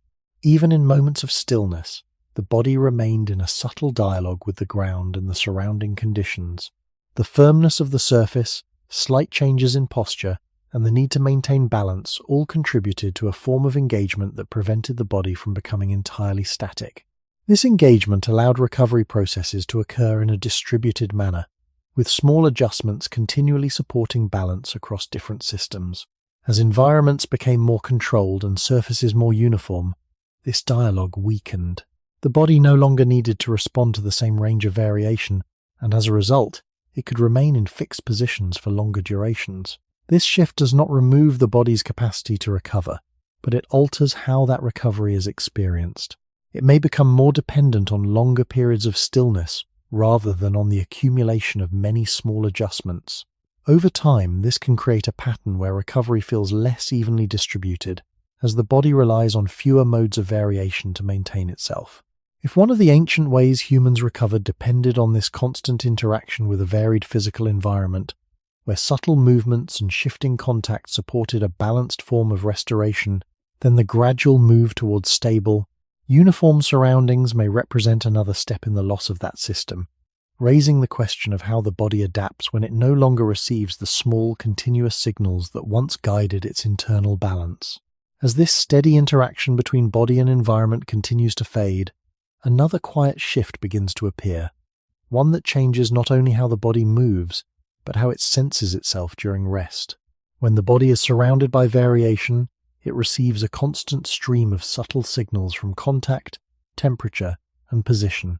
These signals do not demand attention, yet they provide a background awareness that helps the body adjust without needing conscious control. The pressure of the ground, the slight movement of air, and the gradual changes in warmth all contribute to a form of sensory input that remains low in intensity but continuous in presence. In earlier human environments, this background input was rarely absent. Even in moments of stillness, the body remained connected to a world that was always changing in small ways, and these changes provided guidance for internal adjustment. Anthropological observations suggest that this kind of sensory engagement influences how the body transitions into deeper states of rest. When the environment provides gentle, consistent input, the body does not lose its sense of orientation as it relaxes. Instead, it remains loosely connected to its surroundings, allowing internal processes to shift without a sharp break in awareness. This may support a smoother transition between states, where the body can reduce its level of activation gradually rather than abruptly. From a biological perspective, systems that regulate balance, posture, and internal awareness are influenced by sensory input that arises from contact with the environment. When this input is present and varied, it may help maintain a low level of engagement that supports continuous adjustment. When it is reduced or made uniform, the body may enter a state of deeper stillness more quickly, but with fewer signals to guide subtle changes. Over time, this can alter how the body distributes tension and relaxation across different regions, potentially concentrating both in ways that are less balanced. Looking back toward earlier human conditions, rest did not involve a complete separation from the environment. Instead, it occurred within a field of ongoing sensory information, where the body remained quietly informed about its position and surroundings. This connection did not prevent recovery, but may have shaped it into a process that unfolded alongside a steady stream of input, rather than in its absence. As modern environments reduce or standardize these inputs, the body may experience rest in a more isolated way, with fewer external cues to guide its internal adjustments. This isolation does not eliminate recovery, but it changes its character, making it more dependent on internal regulation alone. When internal signals are not supported by external variation, the body may take longer to find a balanced state, or may settle into patterns that are less evenly distributed. Over repeated cycles, this can contribute to a form of recovery that feels less responsive, as if the body is working without the subtle guidance it once received. If one of the ancient ways humans recovered depended on this continuous, low-level exchange between the body and its environment, where sensory input supported ongoing adjustment, then the gradual loss of that exchange may represent another step in the quiet transformation of recovery, raising the question of how the body adapts when it must rely more fully on its internal signals in the absence of the external cues that once helped guide them. As the physical environment became more controlled and more separated from the body, the spaces where humans spent most of their time began to take on a different role, one that was less about responding to the natural world and more about creating stability within it. These spaces were designed to protect, to reduce uncertainty, and to maintain a consistent set of conditions that did not shift with every change in weather or terrain. Over time, this shift created a setting where the body no longer needed to adapt continuously to its surroundings, because the surroundings had been adjusted in advance. This transformation brought clear advantages in safety and comfort, yet it also changed the way the body experienced both activity and rest. In earlier human conditions, space was not something that remained fixed. A person moved through different environments across the day, each one offering its own set of challenges and variations. The ground changed underfoot, the air moved differently, and the boundaries between shelter and open space were often gradual rather than sharply defined. These changes required constant low-level adaptation, even when the body was not engaged in demanding activity. As a result, the body remained in a state of gentle responsiveness, adjusting posture, balance, and internal regulation in small ongoing ways. Anthropological observations suggest that this kind of environmental variation supports a form of engagement that does not interfere with rest, but rather shapes how rest unfolds. When the body is in a space that continues to change in subtle ways, it does not fully disengage from its surroundings.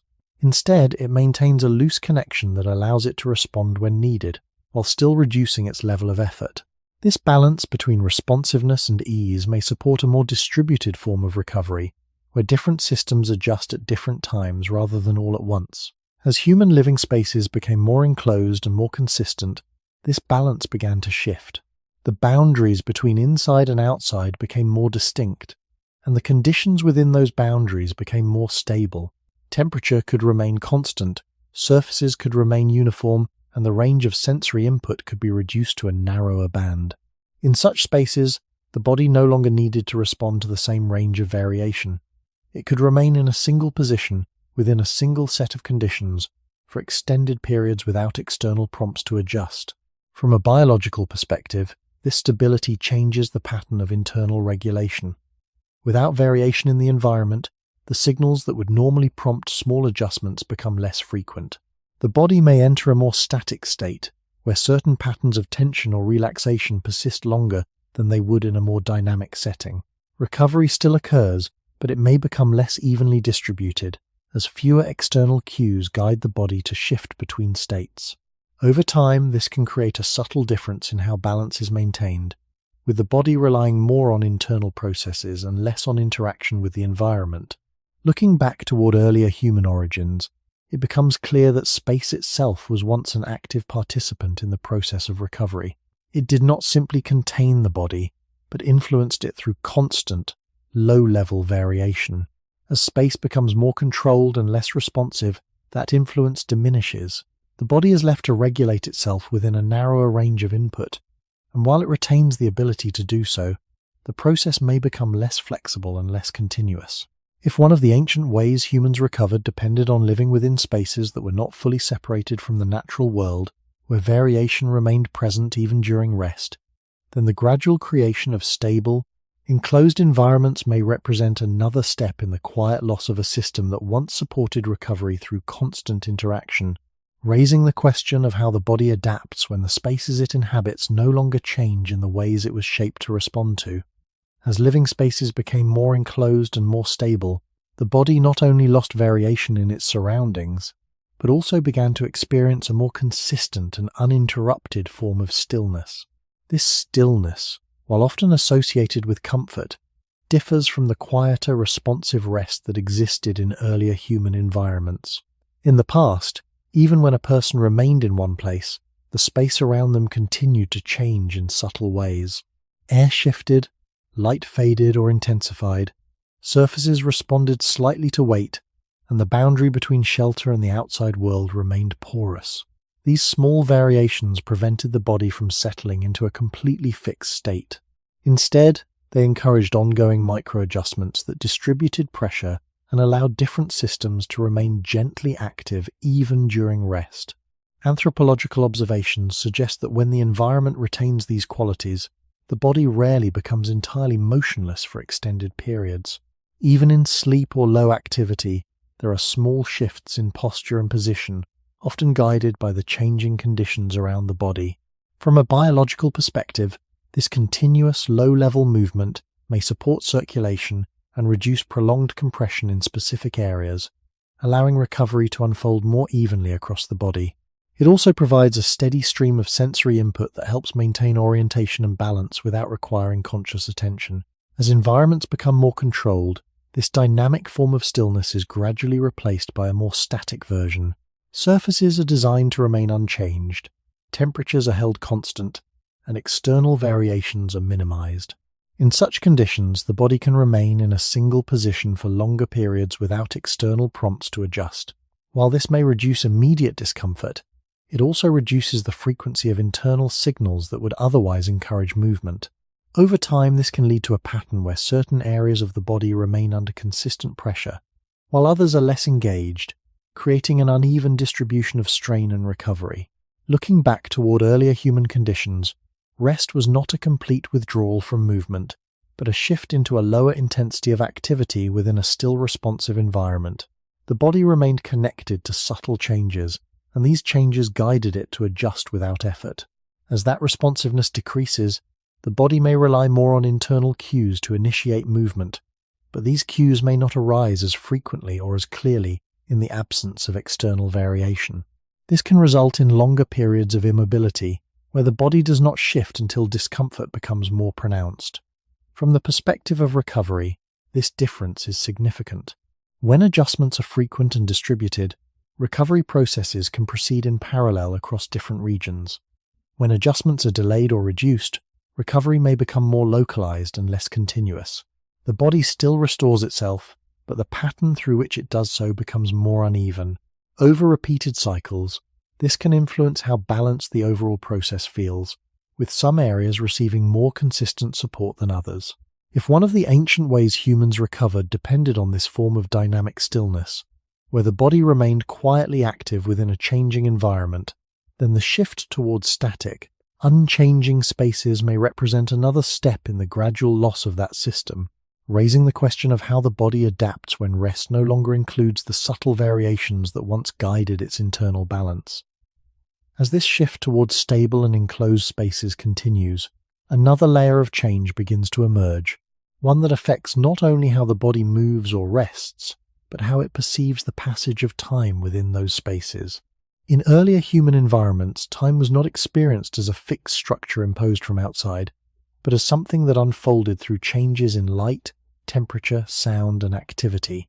The gradual dimming of the sky, the cooling of the ground, and the quieting of surrounding life all provided signals that marked transitions without needing to be measured or controlled.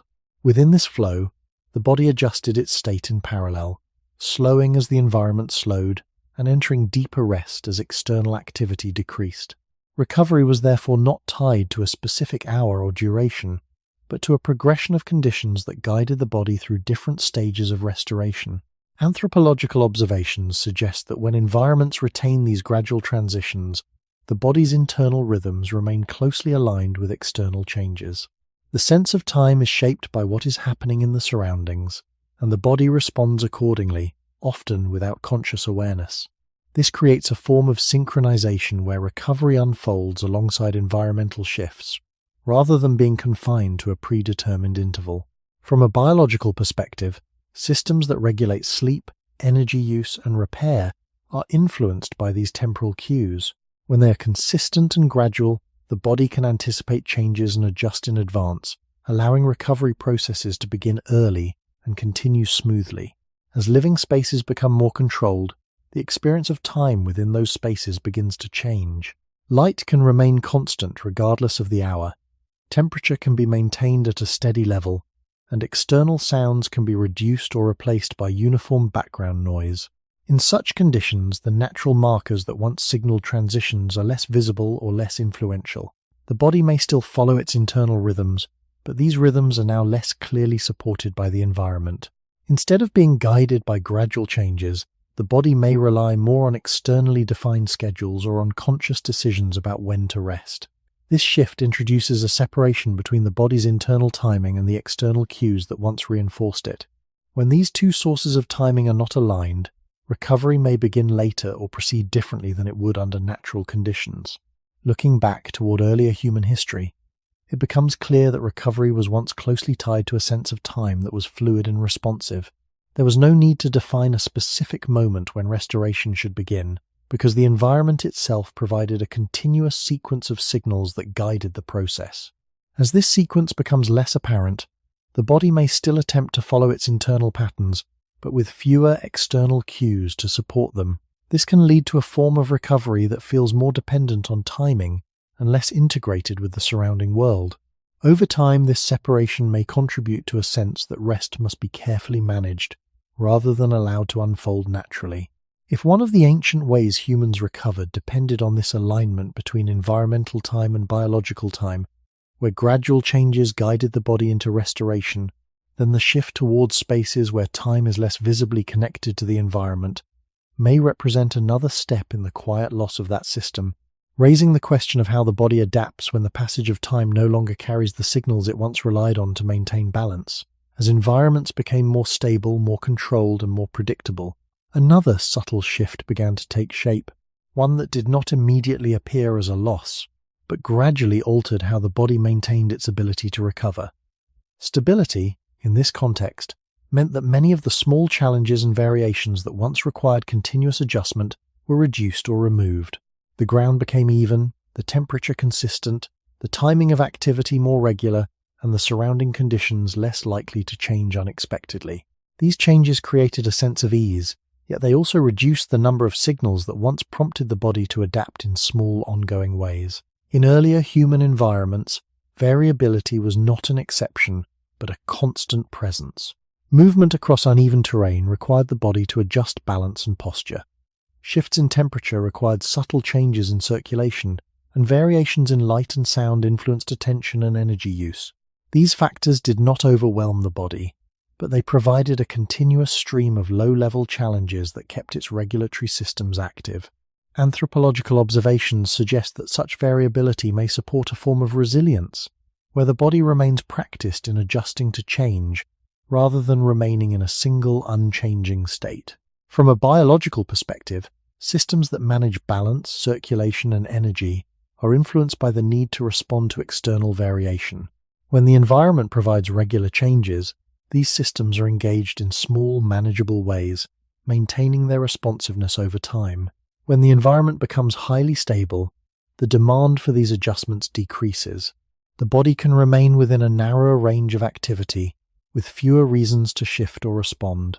While this reduces immediate strain, it may also reduce the frequency with which the body practices the transitions that support recovery. Over time, this can lead to a form of adaptation where the body becomes more accustomed to stability and less prepared for variation. Looking back toward earlier human conditions, recovery was not supported by stillness alone, but by a balance between stability and change. The body was given moments of reduced demand, but it was also regularly exposed to small variations that kept its systems responsive. This balance allowed recovery to occur within a dynamic context, where the body was continuously adjusting without being pushed into extremes. As environments become more stable, this balance shifts. The body may experience fewer small challenges, but it may also lose some of the subtle cues that guide its internal regulation. Recovery still occurs, but it may become more dependent on specific conditions rather than being supported by ongoing interaction with a changing environment. Over time, this can contribute to a pattern where the body feels less adaptable, as if it requires more precise circumstances to achieve the same level of restoration. If one of the ancient ways humans recovered depended on the presence of gentle, continuous variation that kept the body engaged and responsive, then the move toward highly stable environments may represent another step in the gradual loss of that system, raising the question of how the body maintains its ability to recover when the small, everyday challenges that once supported that ability become less frequent. As these small variations become less frequent, the body begins to operate within a narrower range of conditions, and over time this narrowing can influence how its internal systems respond to change. In earlier human environments, variability was not only present, but constant enough that the body rarely settled into a single unchanging state. Movement, temperature, and sensory input shifted throughout the day, requiring continuous adjustment at a low level. These adjustments did not demand significant effort, yet they kept regulatory systems active and responsive. Anthropological observations suggest that when such variability is maintained, the body remains practiced in transitioning between different states, moving smoothly between activity and rest, between higher and lower levels of demand. From a biological perspective, this responsiveness depends on the ability of internal systems to detect change and to adjust accordingly. When the range of external conditions is broad, these systems are regularly engaged, even if only slightly. When the range becomes narrow, the frequency of these engagements decreases. The body may become more efficient within a stable set of conditions, but less practiced in adapting to variation. This does not mean that the ability to recover is lost, but it may become more dependent on specific circumstances. Recovery processes that once began in response to small shifts in demand may now require a clearer or more significant change to be activated. Over time, this can alter the threshold at which the body begins to adjust, potentially delaying the onset of restoration. Looking back toward earlier human conditions, recovery did not rely on large signals to begin. Even minor reductions in activity or subtle environmental changes were enough to initiate internal adjustments. This allowed recovery to start early and continue gradually, maintaining a closer balance between effort and restoration. As variability decreases, the body may wait for a more distinct signal before shifting into a restorative mode. This delay does not prevent recovery, but it compresses it into fewer moments, making it more concentrated and potentially less continuous. In environments where conditions remain stable for extended periods, the body may also experience fewer opportunities to practice the transitions that support recovery. Moving from effort to rest, from alertness to relaxation, becomes less frequent, and when these transitions are required, they may feel more abrupt. This can influence how easily the body enters a restorative state, as the pathways that support these shifts are used less often.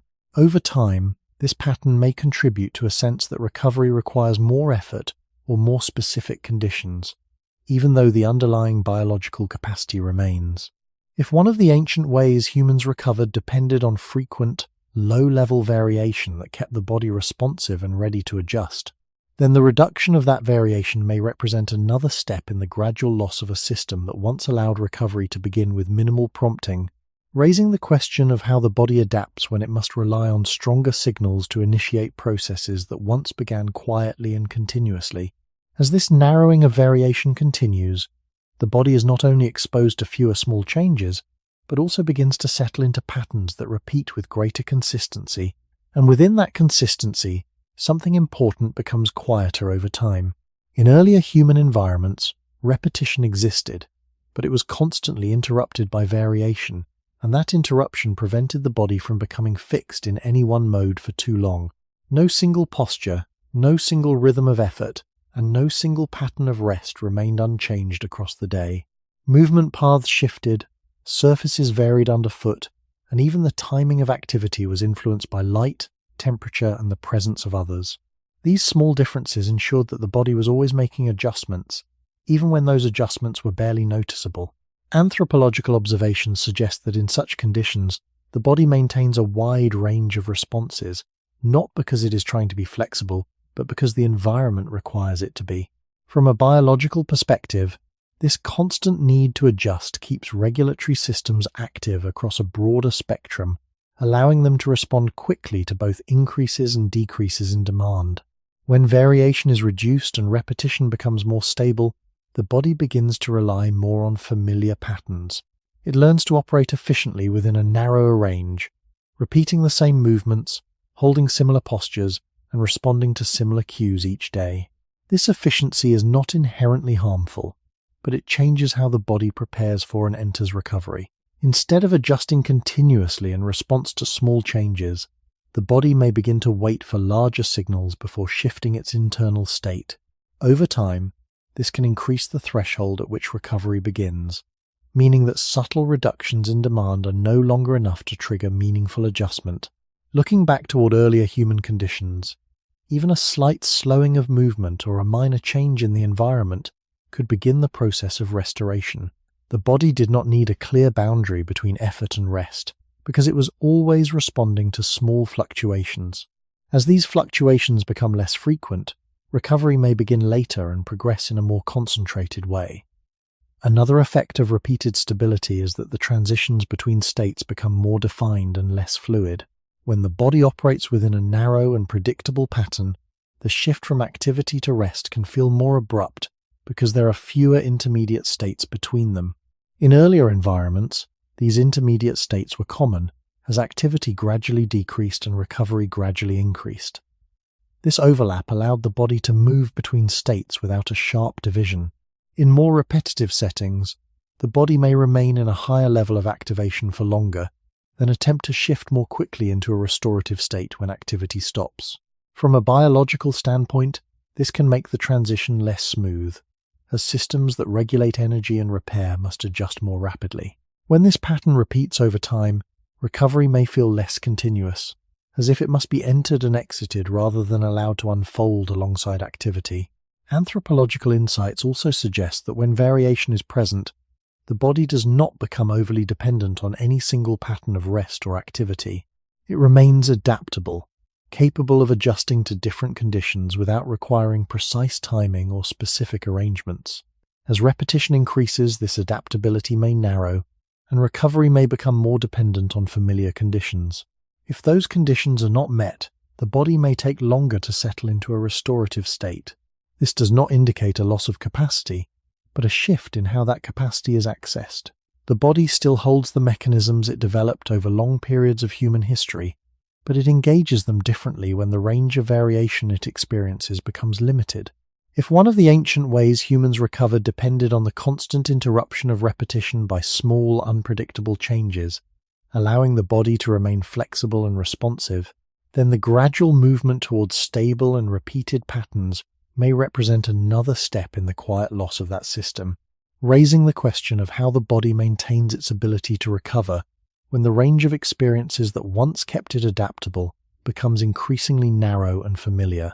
As the structure of daily life continued to shift, the source of fatigue itself began to change in a way that is easy to overlook. In earlier human conditions, fatigue was closely tied to physical movement that rose and fell with the environment. Walking across uneven ground, adjusting to temperature, or responding to shifting surroundings required effort, but that effort was rarely constant. It followed the contours of the landscape and the rhythm of the day, increasing when needed and easing when conditions changed. Within this pattern, fatigue appeared in segments, each one shaped by a specific demand and often followed by a natural reduction in effort. This segmentation allowed the body to manage fatigue in smaller portions, preventing it from accumulating into a single, continuous state. Anthropological observations suggest that in such environments, even sustained activity included moments of variation where intensity decreased briefly, allowing internal systems to begin adjusting before fatigue deepened. Over time, as environments became more controlled and activity more structured, the nature of effort began to move away from these fluctuating patterns. Instead of being shaped by immediate physical conditions, effort increasingly followed fixed durations, often maintained regardless of changes in the environment or internal signals from the body. A person could remain engaged in a task for an extended period, not because the surroundings required it, but because the structure of the task encouraged continuity. This introduced a form of demand that was less responsive to variation and more sustained across time. From a biological perspective, this shift influences how fatigue develops. When effort is prolonged without interruption, systems that regulate energy and stress remain active for longer durations, and the opportunity for gradual adjustment decreases. Recovery processes that once began during small reductions in demand are delayed, waiting for a clearer boundary between activity and rest. Looking back toward earlier human history, this difference becomes more apparent. The body evolved within a context where effort was rarely isolated from its surroundings, and where variation provided frequent opportunities for partial restoration. As this variation decreases, fatigue may accumulate in a more continuous way, creating a deeper need for recovery once rest finally occurs. This does not mean that the body is less capable, but that it is operating within a pattern that places greater demand on specific periods of rest. Over repeated cycles, this can create a sense that recovery is less complete, as the body is asked to resolve larger accumulations of fatigue within fewer opportunities. Another important aspect of this shift is the changing form of effort itself. In earlier environments, fatigue was often associated with physical movement that involved different parts of the body in varying ways. In more structured settings, effort can involve sustained attention, prolonged stillness, or the need to maintain focus over extended periods. These forms of demand may not involve large movements, yet they can keep the body in a state of activation, with internal systems engaged continuously. Without natural variation to interrupt this state, the body may have fewer moments to reduce its level of demand. This can make recovery more dependent on clearly defined breaks, rather than on the accumulation of small adjustments throughout the day. If one of the ancient ways humans recovered depended on the fluctuating nature of effort, where demands rose and fell in response to the environment, then the shift towards sustained and uniform patterns of activity may represent another step in the gradual loss of that system, raising the question of how the body adapts when effort no longer follows the changing conditions it was shaped to respond to, but instead continues beyond the points where it would once have naturally slowed and allowed recovery to begin. As this shift in the source of fatigue becomes more pronounced, a new caliphate, the way the body remains engaged during effort also begins to change, and with it, the conditions under which recovery can begin, because in earlier human environments, engagement was often directed outward toward the immediate surroundings, where attention moved with the body, responding to terrain, sound, light, and the presence of other living things.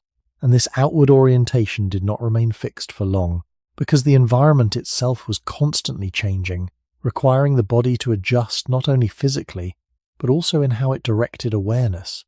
And within this pattern, moments of reduced attention appeared naturally, not as a deliberate choice, but as a consequence of shifting conditions, allowing the body to lower its level of activation slightly even while activity continued, creating small openings where recovery-related processes could begin. And anthropological observations suggest that when attention follows external variation, it rarely remains locked in a single state for extended periods, and this variability may support a more continuous form of internal adjustment. But as activity becomes more structured and less dependent on immediate environmental change, attention can remain focused in a more sustained and uniform way. Instead of moving with shifting surroundings, it may be directed toward a single task, held steady across a longer duration, and this form of sustained attention does not always involve physical strain, yet it can maintain the body in a state of ongoing activation, because from a biological perspective, attention and physiological activation are closely linked, with systems that support focus also influencing heart rate, muscle tone, and energy use. And when attention remains steady for extended periods, these systems may remain engaged as well, reducing the frequency of natural decreases in activation that once occurred throughout the day. And without these small decreases, the body has fewer opportunities to begin adjusting toward a restorative state. And looking back toward earlier human conditions, attention was often distributed rather than concentrated, where a person might observe the environment broadly, respond to multiple subtle cues, and shift focus as conditions changed. And this distribution did not require constant high levels of activation, allowing for fluctuations in internal state that supported recovery. But as attention becomes more concentrated and sustained, these fluctuations may become less frequent, and the body remains in a more consistent state of engagement, even if the task itself is not physically demanding. And over time, this can contribute to a form of fatigue that is less tied to movement and more related to the continuous maintenance of a particular state.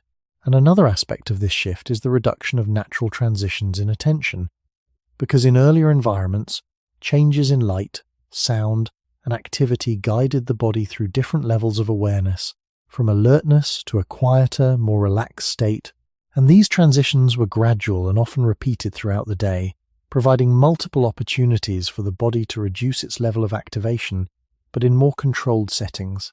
These transitions may be less frequent or less clearly defined, and attention may remain elevated until a clear boundary is reached, such as the end of a task or a scheduled break, which can delay the beginning of recovery and concentrate it into fewer moments rather than allowing it to unfold gradually.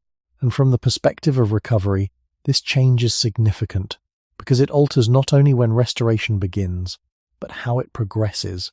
Because when attention and activation decrease gradually, recovery can begin early and continue alongside activity, but when they remain elevated for longer, recovery is postponed, and the body must shift more quickly once the opportunity for rest appears, making the process less smooth and more dependent on specific conditions being met and over repeated cycles. The body may come to rely more heavily on these conditions, and recovery may feel less continuous and more variable in its effectiveness.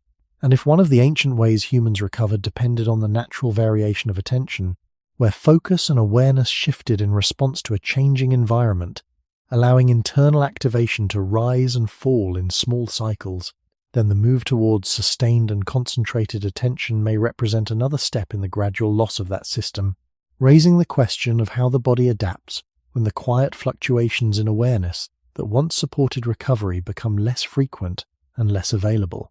As sustained attention and continuous engagement become more common, the way the body exits from a state of effort also begins to change, and this transition plays a quiet but important role in how recovery unfolds, because in earlier human environments, the shift away from effort was rarely immediate or sharply defined.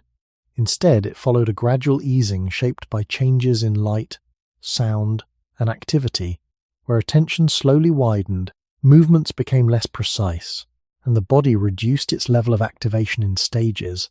And within this progression, recovery did not wait for a full stop, but began as soon as demand started to decline allowing internal systems to adjust step by step rather than all at once.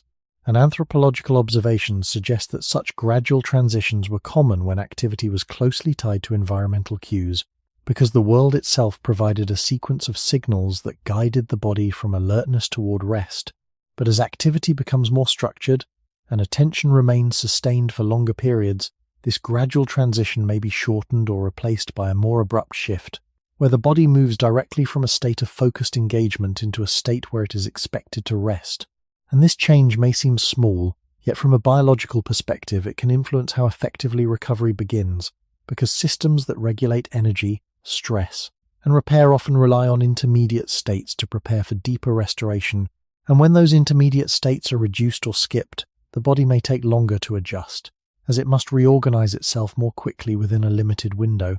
And looking back toward earlier human conditions, it becomes clear that recovery was not a single event, but a process that unfolded across a series of transitions, each one allowing the body to move closer to balance. And these transitions were supported by the environment, not imposed by a fixed schedule, so the body could follow them without resistance. But in more controlled settings, the transition from effort to rest may depend on external boundaries, such as the end of a task or a designated period, and when those boundaries do not align with the body's internal timing, the shift into recovery may feel incomplete or delayed. And over time, this pattern can lead to a form of recovery that begins later and requires more adjustment before it becomes effective, because the body is no longer guided through a gradual reduction in demand, but instead must make a more abrupt change between states. And another aspect of this shift is that the body may remain partially engaged even after activity has stopped, because the systems that supported sustained attention and effort do not immediately reduce their activity, and without a gradual transition to guide them downward, they may persist at a higher level for longer, delaying the onset of deeper restorative processes, and this can create a subtle sense that rest does not fully begin when expected, as if the body is still carrying a portion of its previous state into the period meant for recovery. And if this pattern repeats over time, recovery may feel less continuous and more difficult to achieve, not because the body lacks the capacity, but because the pathway into that state has changed.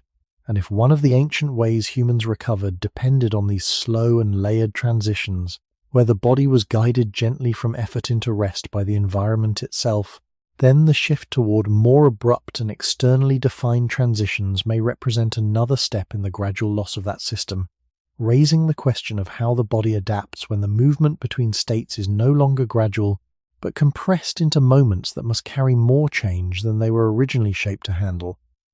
As these changes accumulate across many layers of daily life, a deeper pattern begins to take shape, one that is not tied to any single habit or environment, but to the growing distance between the body's internal systems and the world they were shaped within, because the human body did not develop in isolation. It evolved in continuous interaction with surroundings that provided variation, gradual transitions, and constant feedback, and within that interaction, systems responsible for energy use, repair, and regulation became tuned to conditions where effort rose and fell, where signals were clear, and where recovery could begin early and continue often. But as environments become more controlled and patterns of activity more structured, this alignment becomes less precise, and the body continues to operate with mechanisms that expect one kind of world while existing in another. And this creates a subtle form of mismatch, not as a sudden breakdown, but as a gradual separation between expectation and reality, where the body still follows rhythms shaped by long periods of human history, while the conditions around it no longer consistently support those rhythms. And from a biological perspective, this means that processes that once relied on steady external cues must now function with signals that are less reliable or less clearly defined. And although the body retains the ability to regulate itself, it may require more specific circumstances to do so effectively, because the broader support once provided by the environment is reduced, and anthropological insights suggest that when humans live in conditions closer to earlier environments, many patterns of activity and rest still reflect a closer alignment with natural cues, even though variation exists, and this alignment may support a more continuous form of recovery, where restoration is not confined to a single moment but spread across time, but in more controlled settings, the body may not receive the same range of signals and instead must rely more heavily on internal timing or externally imposed schedules, and when these do not fully align, recovery may become less consistent, beginning later or progressing differently than expected. And looking back toward earlier human history, the body's systems were not designed to function independently of the environment, but in coordination with it, and this coordination allowed recovery to occur without needing to be managed, because it was supported by the conditions of daily life. But as that coordination weakens, the body must compensate, adjusting its internal processes in ways that may not fully replicate the original pattern. And this compensation does not restore the same continuity that once existed, but instead creates a more fragmented form of recovery, where the body alternates between periods of effort and attempts at restoration that may not fully align with its internal timing. And over repeated cycles, this can lead to a subtle accumulation of imbalance, not as a sudden failure, but as a gradual shift in how easily the body returns to a stable state. And this shift may appear as a sense that recovery requires more effort, more time, or more precise conditions than before, even though the underlying biological mechanisms remain largely unchanged. And this difference reflects not a loss of capacity, but a change in the relationship between the body and the environment it depends on. And if one of the ancient ways humans recovered depended on this close alignment, where internal systems and external conditions move together as a single process, then the gradual separation of these two may represent another step in the quiet transformation of recovery, raising the question of how the body continues to maintain balance when the world it was shaped to respond to is no longer fully present in the form it once recognized. As this separation between internal biology and external conditions becomes more pronounced, another quiet effect begins to emerge, one that changes how the body interprets its own signals, because in earlier human environments, signals of fatigue, rest, and recovery were closely reinforced by what was happening in the surroundings. When light faded, the body slowed. When activity decreased, the body shifted toward restoration, and these connections made internal signals clear and consistent.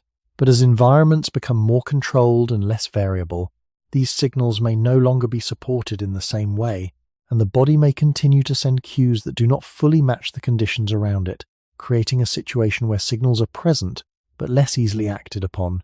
And from a biological perspective, this can influence how clearly the body recognizes when to begin recovery, because internal processes often depend on feedback loops that include both internal states and external cues. And when one part of that loop becomes less reliable, the overall signal may weaken or become less precise. And anthropological observations suggest that in environments where external cues remain strong, such as natural light cycles and variable activity patterns, the body tends to follow a more predictable rhythm. But when those cues are reduced or replaced by artificial ones, variability increases, and the timing of rest and recovery may shift in ways that are less aligned with the body's internal patterns. And looking back toward earlier human conditions, the body did not need to interpret its signals in isolation, because the environment confirmed them, making it easier to respond without hesitation. But as this confirmation decreases, the body may experience a form of uncertainty, where signals of fatigue or the need for rest do not lead immediately to recovery, because the surrounding conditions do not support that transition. And over time, this can create a pattern where signals are either delayed, overridden, or only partially followed, and this does not eliminate recovery, but it changes how directly it follows from the body's needs. And instead of a clear progression from effort to restoration, there may be a gap where the body remains in a state of partial activation, even when signals of fatigue are present. And this gap can influence how fully recovery unfolds once it begins, because the body must first adjust from a state that has been extended beyond its natural timing. And another aspect of this shift is that the body may begin to rely more on external structures to determine when recovery should occur, such as fixed schedules or designated periods of rest. And while these structures can provide consistency, they may not always align with the body's internal state. And when alignment is incomplete, recovery may feel less responsive, as if it is occurring according to timing rather than need. And over repeated cycles, this can contribute to a sense that the body's signals are less reliable or harder to follow, not because they are absent, but because they are no longer consistently reinforced by the environment. And if one of the ancient ways humans recovered depended on the clear alignment between internal signals and external conditions, where the body could respond immediately and effectively to its own needs, then the gradual weakening of that alignment may represent another step in the quiet transformation of recovery, raising the question of how the body continues to interpret and act on its signals when the world around it no longer confirms them in the same way. As this growing distance between internal signals and external conditions continues, the body is gradually placed into a position where it must manage recovery with less guidance than before, relying more heavily on its own internal coordination to maintain balance across systems that were once supported by the environment. And this shift does not remove the body's ability to restore itself, but it changes the way that ability is expressed, because in earlier human conditions, recovery was not something that required strong internal control. It was shaped and supported by a world that provided clear transitions, steady variation, and consistent feedback, allowing the body to follow those cues without needing to organize the process on its own. But as those cues become less present or less aligned, the body must begin to coordinate recovery more independently, adjusting the timing, depth, and sequence of internal processes without the same level of external reinforcement. And from a biological perspective, this places greater demand on systems that regulate timing and balance, because they must operate with fewer signals to guide them. And when these systems function without strong external input, they may still achieve recovery, but the process can become more variable, depending on how well internal rhythms align with the conditions that are available. And anthropological insights suggest that when humans live in environments where external cues remain strong, recovery tends to follow a more predictable pattern, with less need for conscious adjustment. But when those cues are reduced, variability increases, and recovery may feel less consistent, sometimes aligning well with the body's needs and sometimes not. And over time, this variability can create a sense that recovery is less dependable, not because the body has lost its capacity, but because the coordination between its internal systems and the environment has weakened. And looking back toward earlier human history, it becomes clear that recovery once depended on a form of shared regulation, where the environment and the body work together to maintain balance, and this shared process reduced the need for the body to manage itself in isolation, because the conditions of daily life already supported the necessary transitions. But as this shared regulation fades, the body must rely more on its own internal structure to achieve the same outcome. And this reliance can introduce subtle inefficiencies, because internal systems may not always align perfectly without external guidance. And when alignment is incomplete, recovery may be partial or uneven, affecting some systems more than others. And another consequence of this shift is that recovery may become more sensitive to small disruptions, because without the broader support of the environment, there are fewer factors stabilizing the process, and as a result, interruptions, changes in timing, or variations in conditions can have a larger effect than they once did, and over repeated cycles, this can contribute to a gradual accumulation of imbalance, where recovery does not fully offset the effects of sustained effort, and the body carries forward small amounts of unresolved strain. And if one of the ancient ways humans recovered depended on this shared relationship between body and environment, where restoration was guided by both internal processes and external conditions working together, then the gradual loss of that relationship may represent another step in the quiet transformation of recovery, raising the question of how the body continues to maintain itself when it must rely more fully on its own internal coordination, in the absence of the consistent environmental support that once helped guide it back to balance. As these layers of change come together, the outline of what was gradually lost begins to appear more clearly, not as a single missing element, but as the quiet fading of several interconnected conditions that once allowed recovery to unfold without effort. And among these conditions, 3 stand out as forming a kind of foundation, not because they existed as separate systems, but because they worked together in a continuous way, shaping how the body moved, slowed, and restored itself within the flow of daily life.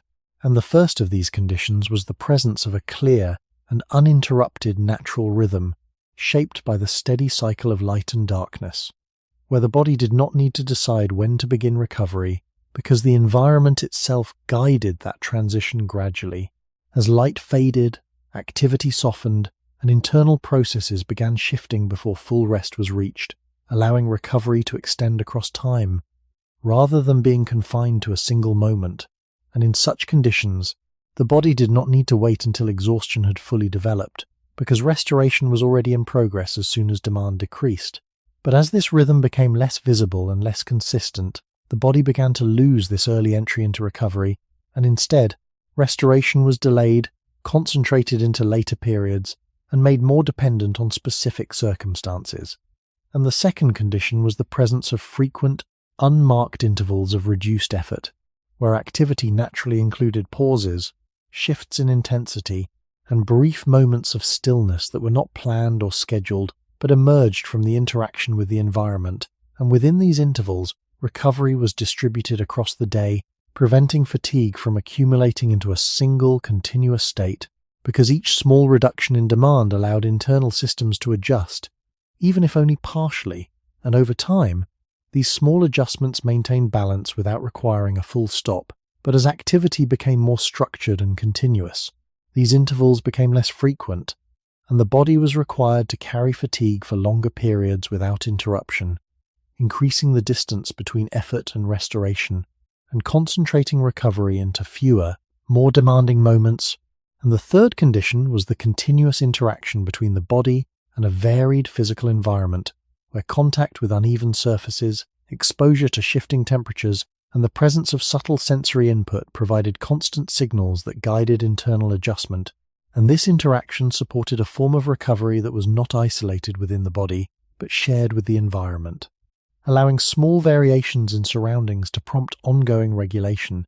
And in such a context, the body did not rely solely on internal timing or control, because the environment itself participated in the process.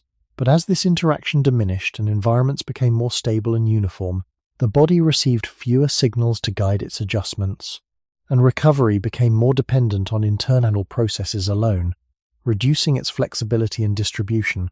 And looking back across earlier human history, these three conditions did not function independently, but as parts of a single, continuous system, where rhythm provided timing, variation provided distribution, and environmental interaction provided guidance. And together, they allowed recovery to occur quietly, without requiring attention or effort. And as each of these conditions changed, the system as a whole became less continuous and more dependent on specific moments and arrangements. And this shift did not remove the body's ability to recover, but it altered the way recovery is experienced, making it feel less automatic and more uncertain, as if something that once happened on its own must now be managed. And if these three conditions once formed the foundation of how humans restored themselves, then their gradual loss may help explain why recovery now often begins later, unfolds less smoothly, and depends more on the alignment of factors that are not always present, raising the question of whether the body is still following its original patterns beneath the surface, even as the world around it no longer supports them in the same way. As these three conditions are seen together, their connection becomes clearer, not as separate mechanisms that can be restored individually, but as parts of a single pattern that once shaped how the body moved through effort and recovery without needing to distinguish between them. And this pattern did not depend on any one moment being perfect, because it was supported continuously by the way life unfolded across time and space. And when rhythm, variation, and environmental interaction were all present, recovery did not need to be concentrated or managed, because it was already happening in small ways at every stage of the day. But when these elements begin to separate, the pattern itself becomes fragmented, and the body must begin to rely on fewer, more defined opportunities to restore balance. And from a biological perspective, this fragmentation means that processes which once overlapped must now be organized into clearer phases, where effort occupies one period and recovery is expected to occupy another. And while the body is capable of functioning in this way, it may not do so with the same continuity, because the transitions between states become more abrupt and less supported by external cues. And looking back toward earlier human conditions, the body did not need to coordinate these processes in isolation, because the environment provided the structure that linked them together, allowing recovery to begin as soon as effort decreased, and to continue as long as conditions allowed. But as that structure becomes less present, the body must create its own internal coordination, adjusting timing and sequence without the same level of external guidance. and this can introduce subtle delays and inefficiencies, because internal systems may not always align perfectly without reinforcement, and over time, this can lead to a form of recovery that feels less smooth, where the body moves more abruptly between states and may not fully complete the transitions it begins. And another consequence of this fragmentation is that recovery becomes more sensitive to disruption, because when it depends on fewer moments, each of those moments carries more weight, and any interruption or misalignment can have a larger effect than it once did. And in earlier conditions, a missed opportunity for deeper rest could be offset by many smaller adjustments throughout the day. But in a more fragmented pattern, there are fewer opportunities to compensate, and the body may carry forward small amounts of unresolved fatigue from one cycle to the next, and over repeated cycles. This accumulation may not appear as a dramatic change, but as a gradual shift in how easily the body returns to balance. And this shift can alter the experience of recovery, making it feel less certain and more dependent on specific circumstances. And yet, beneath these changes, the body still holds the structure that was shaped within earlier conditions, and the processes that once unfolded continuously have not disappeared, but are now expressed within a different context, where they must adapt to a world that does not always provide the same support. And if the ancient ways of recovery were not isolated techniques but the result of a continuous pattern linking body and environment, then their loss is not simply the absence of specific behaviors, but the transformation of that pattern into something more segmented and less automatic, raising the question of whether recovery is something the body has lost, or something it is still attempting to carry forward within conditions that no longer fully match the way it was formed.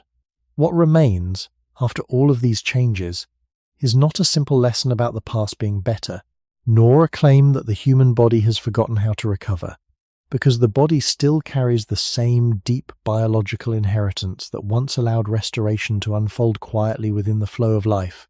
But inheritance is not the same as support, and this may be the most important thing to understand, because for most of human history, recovery was not a skill, not a method, and not a problem to solve. It was a condition created by the ordinary structure of existence, by a world where light and darkness still set the tempo, where effort rose and fell in broken waves, and where the body remained in constant, low-level contact with a varied environment that helped guide its internal adjustments. And when these conditions worked together, recovery did not need to announce itself, because it was already happening in small and continuous ways long before exhaustion fully arrived. But as those conditions faded, recovery did not vanish. It became narrower, later, more compressed, and more dependent on moments that had to carry more weight than they once did. And this changes not only how the body restores itself, but how a person experiences being human inside that body, because it can create the feeling that rest must now achieve something that earlier life distributed across many hours, many transitions, and many small reductions in demand. And yet the deeper story is not only about loss, it is also about continuity, because beneath modern schedules, controlled spaces, and sustained patterns of effort, the body is still responding according to systems shaped across a much longer timeline, still waiting for gradual signals, still able to begin restoring balance when demand softens, still organized around rhythms that were not invented recently but carried forward from much older human conditions. And this is where the title's question becomes quieter and more meaningful, because the three ancient ways humans lost were not magical techniques. They were ordinary supports, so constant that they once became invisible, a clear, natural rhythm that guided timing, frequent unmarked pauses that distributed recovery across the day, and steady contact with a changing physical world that helped direct internal adjustment. And once these supports weakened, recovery began to feel like something the body had to achieve on its own, even though it had never evolved to do so in complete isolation. And perhaps that is why modern fatigue can feel so persistent and so difficult to place, not because the body is failing in a dramatic sense, but because it is trying to complete an older process within a newer world that no longer carries it in the same way. And this leaves us not with a simple answer, but with a more careful understanding that many of the struggles of recovery may not come from weakness alone, nor from a lack of effort, but from a long historical separation between human biology and the conditions that once made restoration ordinary. And if there is value in seeing this clearly, it may be that it softens judgment, because the body may not be broken when recovery feels incomplete. it may simply still be listening for signals that shaped our species for thousands of generations, and finding only part of what it once knew. So, the final thought is not a solution, but a reminder that to understand the modern human body, it is not enough to ask what it can do. We also have to ask what kind of world it was expecting when it learned how to recover.